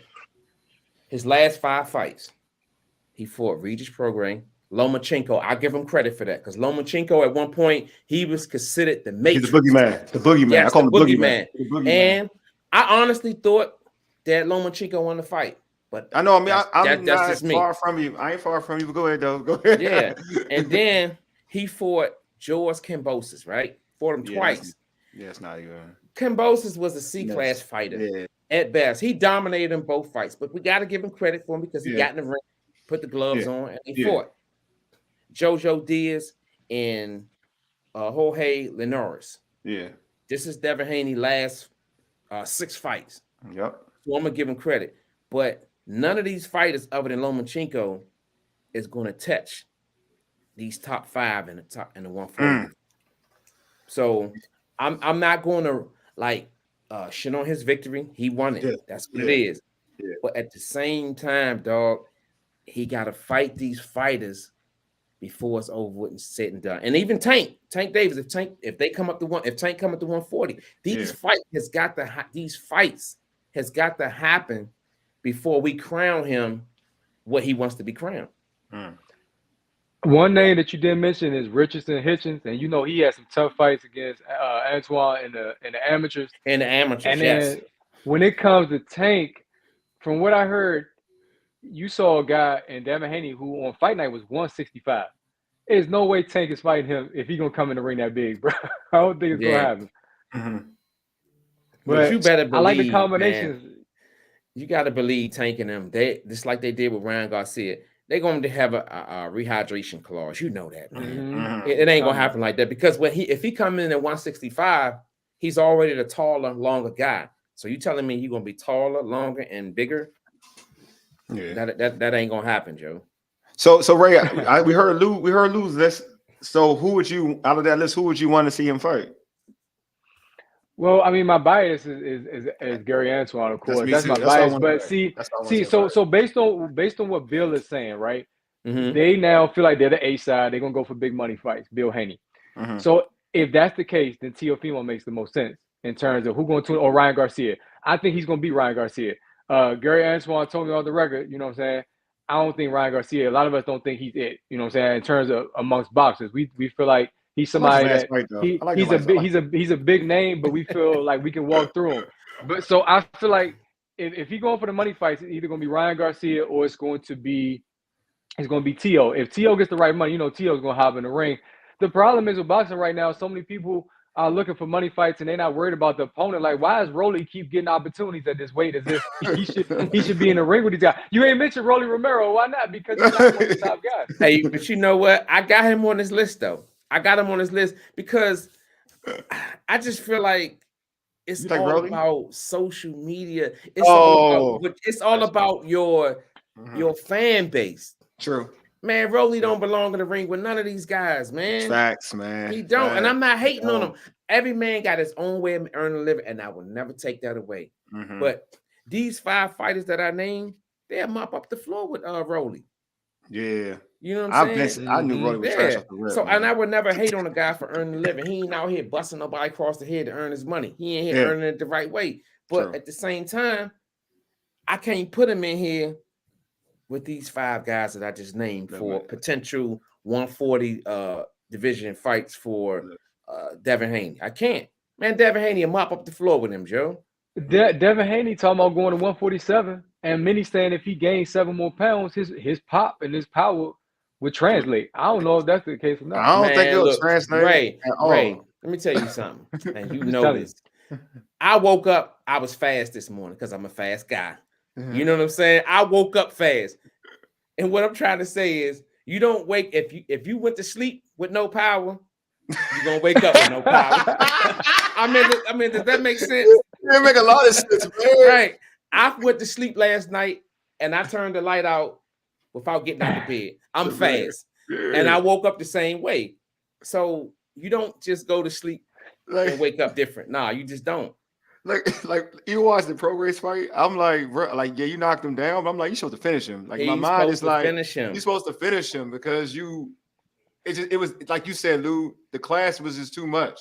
Like the class of boxing was too much to a point where you can hit him anytime you wanted to, and you're already like you were just stumbling, but you should have knocked him out. Like you could do whatever you wanted, and you couldn't knock him out, like for real. And that's what I was like. Yeah, you look a little bigger. He did look bigger. He looked a little stronger, but it wasn't like, again, to your point, Lou, like you don't got that pop. It still ain't going. It ain't there. Your boxing skills are great. Nobody gonna ever diminish your boxing skills, bro. Like it's top level. It really is. It's top level. But I mean, I'm gonna be biased on this joint though, Ray. I'm sorry, but yeah, Antoine Russell. That's what I want to see him fight. I don't want to see him. I want to see him because I think Antoine Russell is ready. I think he's ready for it, and I feel like he has the pop. You know what I'm saying, to like make it a fight. And I do think that if you watch the thing about Devin, like Devin Haney, he does box, but if you try to challenge his manhood, he's willing to go. And I just feel like if he willing to go with Antoine, he can get caught. Yes. I want to see a fighter that's able to cut the ring off on him. Yeah. Like Lomachenko cut the ring off on him, y'all. True. Go back and look at that fight. Yeah. Lomachenko is a veteran fighter.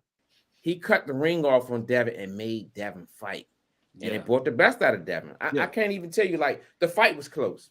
It was. Mm-hmm. So I can live with whoever won. I just didn't think that one scorecard, I think he had him like 3 rounds. Oh, it was terrible. That was a terrible. Yeah, it was terrible. Yeah. The fight was back and forth. Yeah.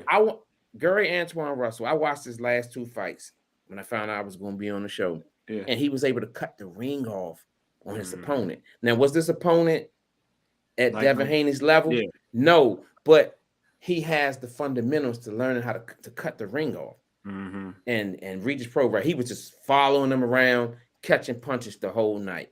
So man, combos too. He was catching three punches at a time. I was like, he was an easy target. That's what I'm just saying. But you know what? Tank been saying that. He talking about his footwork. He's flat-footed. He walks into punches. He walks into shots. If he was facing Tank, he would have been asleep.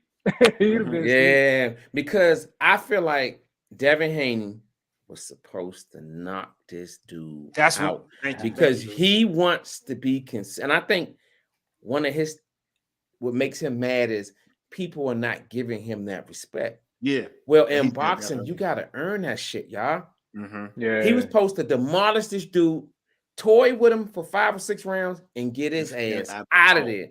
But he didn't do that. Yeah. So now guys like us who up late, 9 o'clock, 9:30 at night, giving the people what they want, talking good, you know what I'm saying? Yeah. You got to convince us.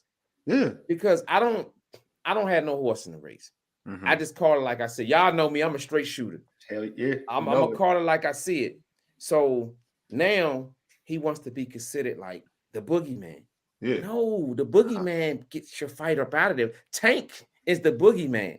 He toyed with Ryan Garcia. 6 or 7 rounds. And guess what? Checked his ass in the 7th round. You know what I'm saying? I ain't gonna lie. Right off with a body shot at that. With a body shot. He toyed with him. I'm cute. Man, that Bama felt like he had diarrhea at the mall. Yeah. and the thing is, Ryan admit he could have got up, but he was like, nah. Ken Cruz, same exact way that Gary Antoine got him out, body shot, and he looked up like, I don't think I felt that. I don't think I want to do that again. I'm gonna stay down. I mean, we talking about one knee, man. These dudes are killers. But I do like Devin Haney. I'm a huge Devin Haney fan because you talk about a fan of the sweet signs. Like, of course, Tank is the biggest. He's the biggest attraction because he knocks people out. He brings out everybody, movie stars, basketball players, because they come to see a knockout. But when you come to see the sweet signs, man, Devin Haney is somebody you would love to see fight because he does a lot right. Ring generalship, I think he's dope. I do think Gary Antoine Russell is right there with him, though. Again, I'm being a little bit biased, but when you look at all the Russell brothers in terms of ring generalship and IQ, they can fight with the best of them, which is why Gary ain't get put out there by Lomachenko. He ain't get knocked out. Nope. Mm-hmm. No, I Nah, agree. he didn't. I agree. I do want to talk to you about another fight because it just hit my alert like a couple hours ago. It's happening, Deontay. man. Yeah, it's happening. Anthony Joshua, Deontay, Saudi Arabia, March 9th. What is your so I'm an Anthony Joshua dude. Everybody knows this about me. I'm an Anthony Joshua dude, right? And people say I'm coming now. He's Nigerian. I'm Nigerian. I'm biased. But I'm Anthony Joshua dude. You know what I'm saying? But I always stated this about Deontay because I just off the rip. So I'm very consistent. Like I told folks, Deontay, like I just couldn't box to me. Like I said that when everybody was in love with him and before he saw Fury. His power is crazy though. Don't get twisted. It's crazy. I respect the power. But I said that Joshua would get him, and I'm finally getting this fight. So I want to get your expertise, Lou. Like when you look at this fight, what do you see? I see it as a pick 'em fight. Okay. You know what I'm saying? Joshua can box. Yeah. But you gotta look on the flip side. I know that's your dog, but I'm gonna give it to you real. You know, his chin is like Glass Joe on Punch Out. Bro, I agree. I know this, dude. I know this. But you gotta I know this. But you gotta look at people who can box, they give Deontay Wilder problems. Mm-hmm. To me, it's gonna be who can execute their game plan. If I was a betting man, I'm gonna bet on Deontay Wilder because he got that NyQuil, Joe. he got that NyQuil in his right hand. Everything could be going wrong. Yeah. Think about when he fought King Kong Ortiz. Oh my God, he was losing that fight. Ortiz was winning both of those fights. He was killing that fight. Hey, Ray, he was winning the fight then. He got equalizer, man. Yep. But if I was a betting man, I'm gonna go with Deontay Wilder, man. I see that fight maybe later rounds. Okay. Deontay Wilder getting to him because if Joshua had a chin, it'd be easy. It'd be easy because you got to think. I know. He got knocked out by what's the boy name? Ruiz. Yes. Ruiz, yes. Mm-hmm. And he didn't even really like catch him.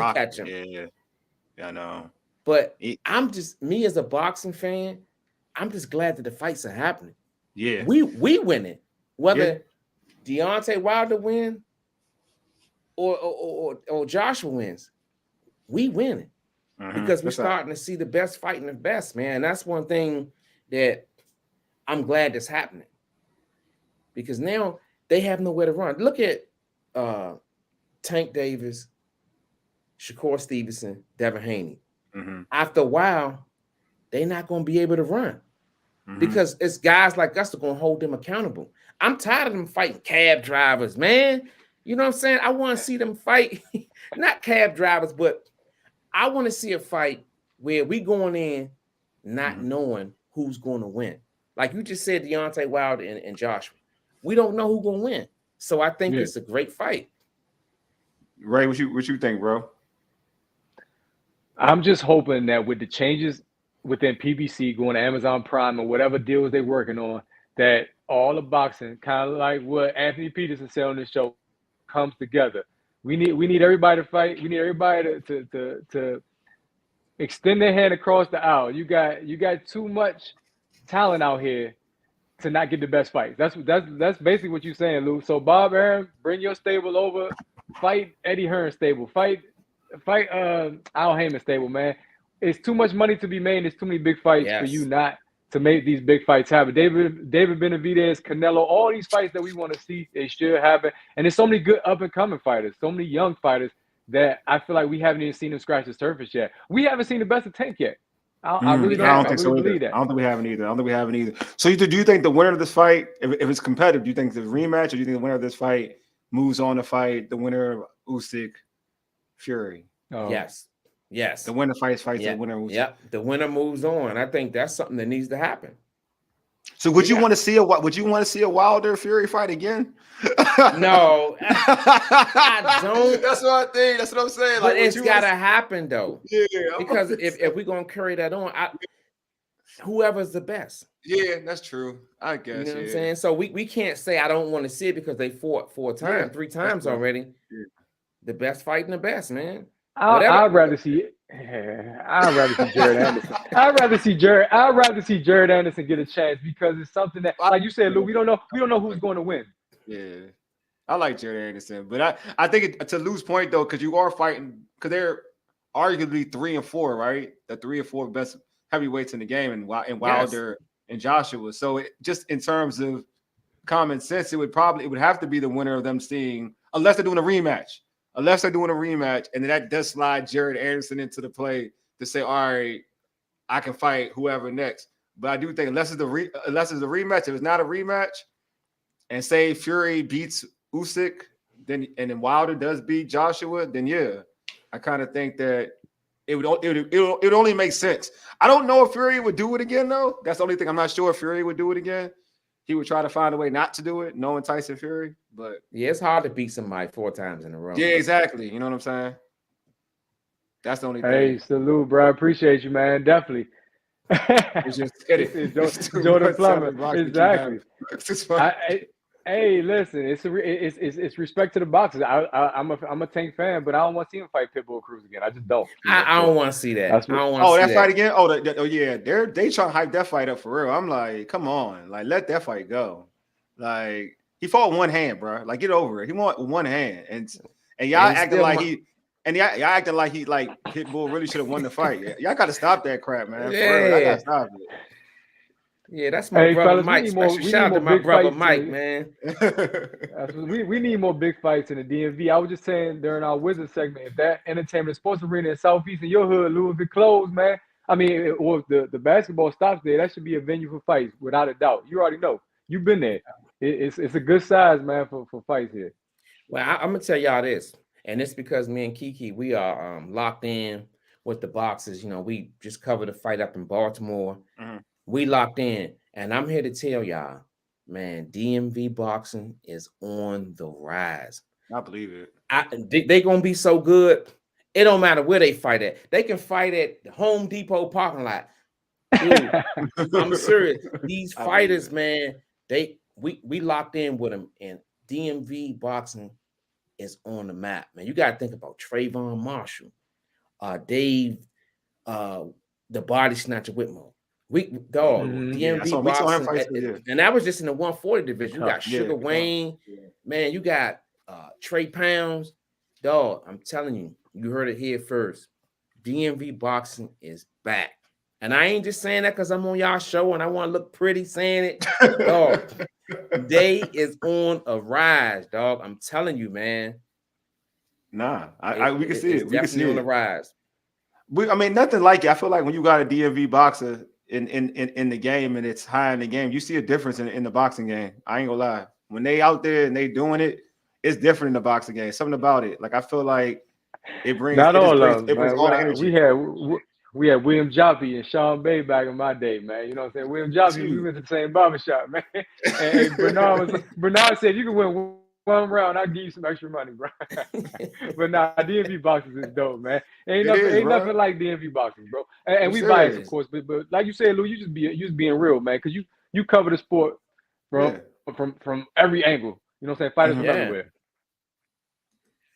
I'm serious, man. Bro. We understand. I cannot think of this dude's name right now. It's frustrating me. It's getting to you, right? It is. It's getting to you. You can tell. Hey, look. That's how light-skinned dudes be brainstorming, man. Ain't got nothing to do with my skin color, man. I can't think of it, man.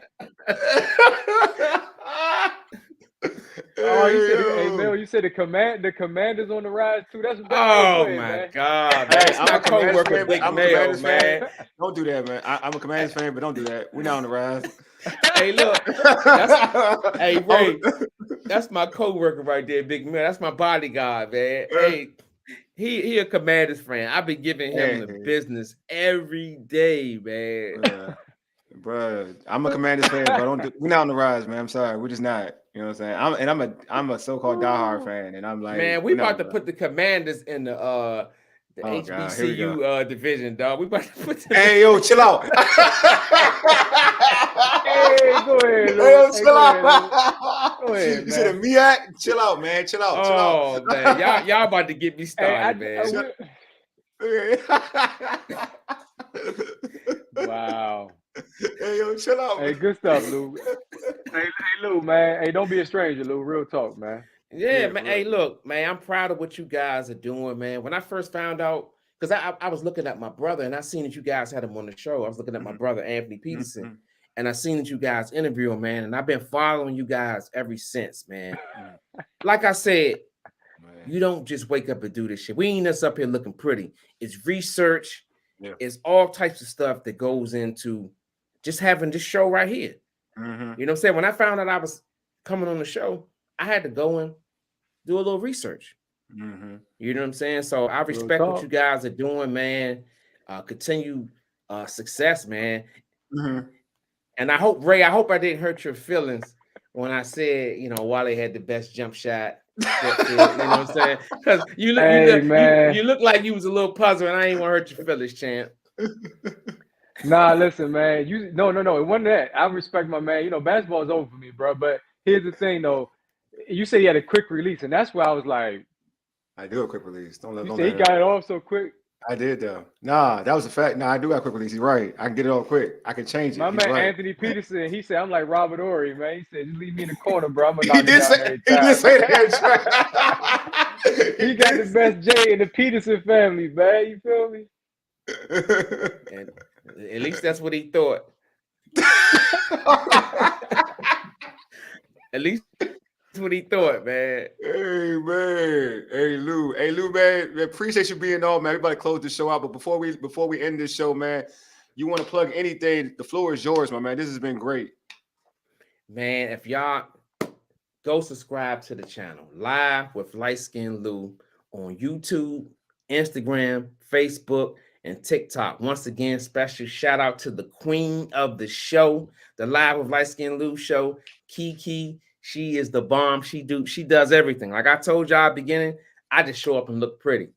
You know what I'm saying? That's all I do. She handles everything. But no, every Wednesday at 8:30, we have a special guest on the show. Make sure y'all tap in with us. And one day, man, we're going to have these two dudes right here on the show because I believe in networking, man. Like when we talked earlier, coming through, said, no problem, man. Let's do it.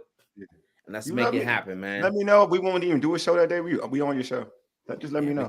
We come through and we're going to kick it, man. Appreciate you guys. Man. All love, Lou. Lou, you one of our favorites, right? Hands down. It's wild. We talked about you before I saw you on like. I know we couldn't find you for a long time. Yeah, we be talking about you. Let's go bowling, bro. Yeah. I disappeared for a minute. I had some cases out there in Lower. I had to disappear. I had to disappear for a minute, but I miss you guys, man. Playing ball with you guys from 7:30 to 9 o'clock, 10 o'clock sometimes. Man, it was one of the best times in my life, man. So I look forward to chopping it up with you guys. Just helping each other out, man, because we're on the same lane, man. Yeah. And we look out for each other. So when the time comes, we're gonna get you guys on the show, man. We're gonna chop it up, champ. Sound good. For sure. Sound good. All right, Lou, man. Appreciate you, my man. We really do, man. All right, champ. All right, man. Take it easy, Lou. All right. Hey, look. Hey, Ray, you good, right? Hey. Oh yeah, for sure, man. Hey, listen. Okay. Hey. I can still get out there and do it if I dedicate myself. Just remember that, bro. Okay. I look forward to it, champ. All right, Lou. And I can still binge more than both of y'all. So hey. Oh my God! You see his screen scroll? That's cap right there. You is all cap. He capping, right? All caps, dog. I got that Devin Haney, that Deontay Wilder. You see Deontay Wilder came back. I got it. Trust me. Oh man. Hey, T.I. said another great light skinned man. T.I. He said you can hate if you want to, but you wasting your time. You remember that? Real talk, bro. All right, man. All right, Lou, man. We can do this all day for. I ain't gonna hold you. All right, Lou. All right, champ. We talk to you, man. All right, man. Take it easy. All right. All right, man. Oh man, my man Lou, bro. That's what's up. Yeah, I miss Lou, man. I love Lou, man. I'm glad we had him on. We could talk and just see. It reminded me of the days in sports field. I ain't gonna hold you. It did though, bro. It's the truth, bro. It's like it's wild how some things don't ever change. You know what I'm saying? Hey, just a little more age. That's all it is. On us, all it is, we bro. still good though, bro. Yeah. That's all it is, man. But yeah, man, it's been a great show. Ooh, Appreciate almost everybody. 2 hours tonight. Dang. I told you, dog. What did I tell you when we did this joint? I said the joint gonna be. I said when we got Lou on the show, it's gonna be longer. I said this joint, it's gonna be long. We just gonna have to. We're gonna deal with it.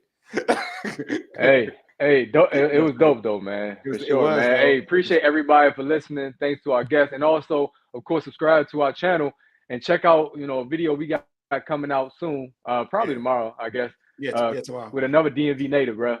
Another DMV dude, man. Bro, I'm trying to tell you, you don't want to miss that one. You don't. But real quick, make sure you subscribe to our podcast on Spotify, on like our audio podcast on Spotify, Apple Podcasts, TuneIn, iHeartRadio, and Google Podcasts. Just search the Urban Sports Scene. Also follow us on X at Urban Sports Scene, IG, and IG at Urban Sports Scene, and like our Urban Sports Scene Facebook page. Make sure you subscribe to the Urban Sports Scene YouTube channel as well. But as Ray mentioned, hey, we got a couple new followers, so hopefully, some more new followers. Appreciate you all for following us. Just hope you like the content, like Ray said. Hey, check out the home of the Urban Sports Scene, Amplifier Media, at amplifiermedia.com. And this show could be found on the Podcast DC app. Download the Podcast DC app to hear all of the Amplifier shows as well as other great content. And this has been a great show. Appreciate everybody for tuning in. Anybody who, oh man, thank you, Appreciate you, bro. Appreciate you, bro. Real talk. Appreciate you, man. Appreciate everybody for tuning in, man. Appreciate Lou for stopping by. Man, I'm glad Lou hit me up on IG, man. I was like, yeah, come on. Hey, man. And for y'all who still watching, check out All Burgundy and Gold Everything 3 You're a Commanders fan. Show. It's on Fox Sports 1340. It's everything Commanders, bro. It used to be called All Skins Everything, but especially you Commanders fans, brighter days are ahead. You know what I'm saying? I'll say that much. Anyway, chill out, Ray. Chill out. Anyway, you've been listening to I'm saying all breaks. I want to say it too. You've been listening to the Urban Sports Scene. But I just, you dig? Deuces, A Mega. Lead us out, big homie.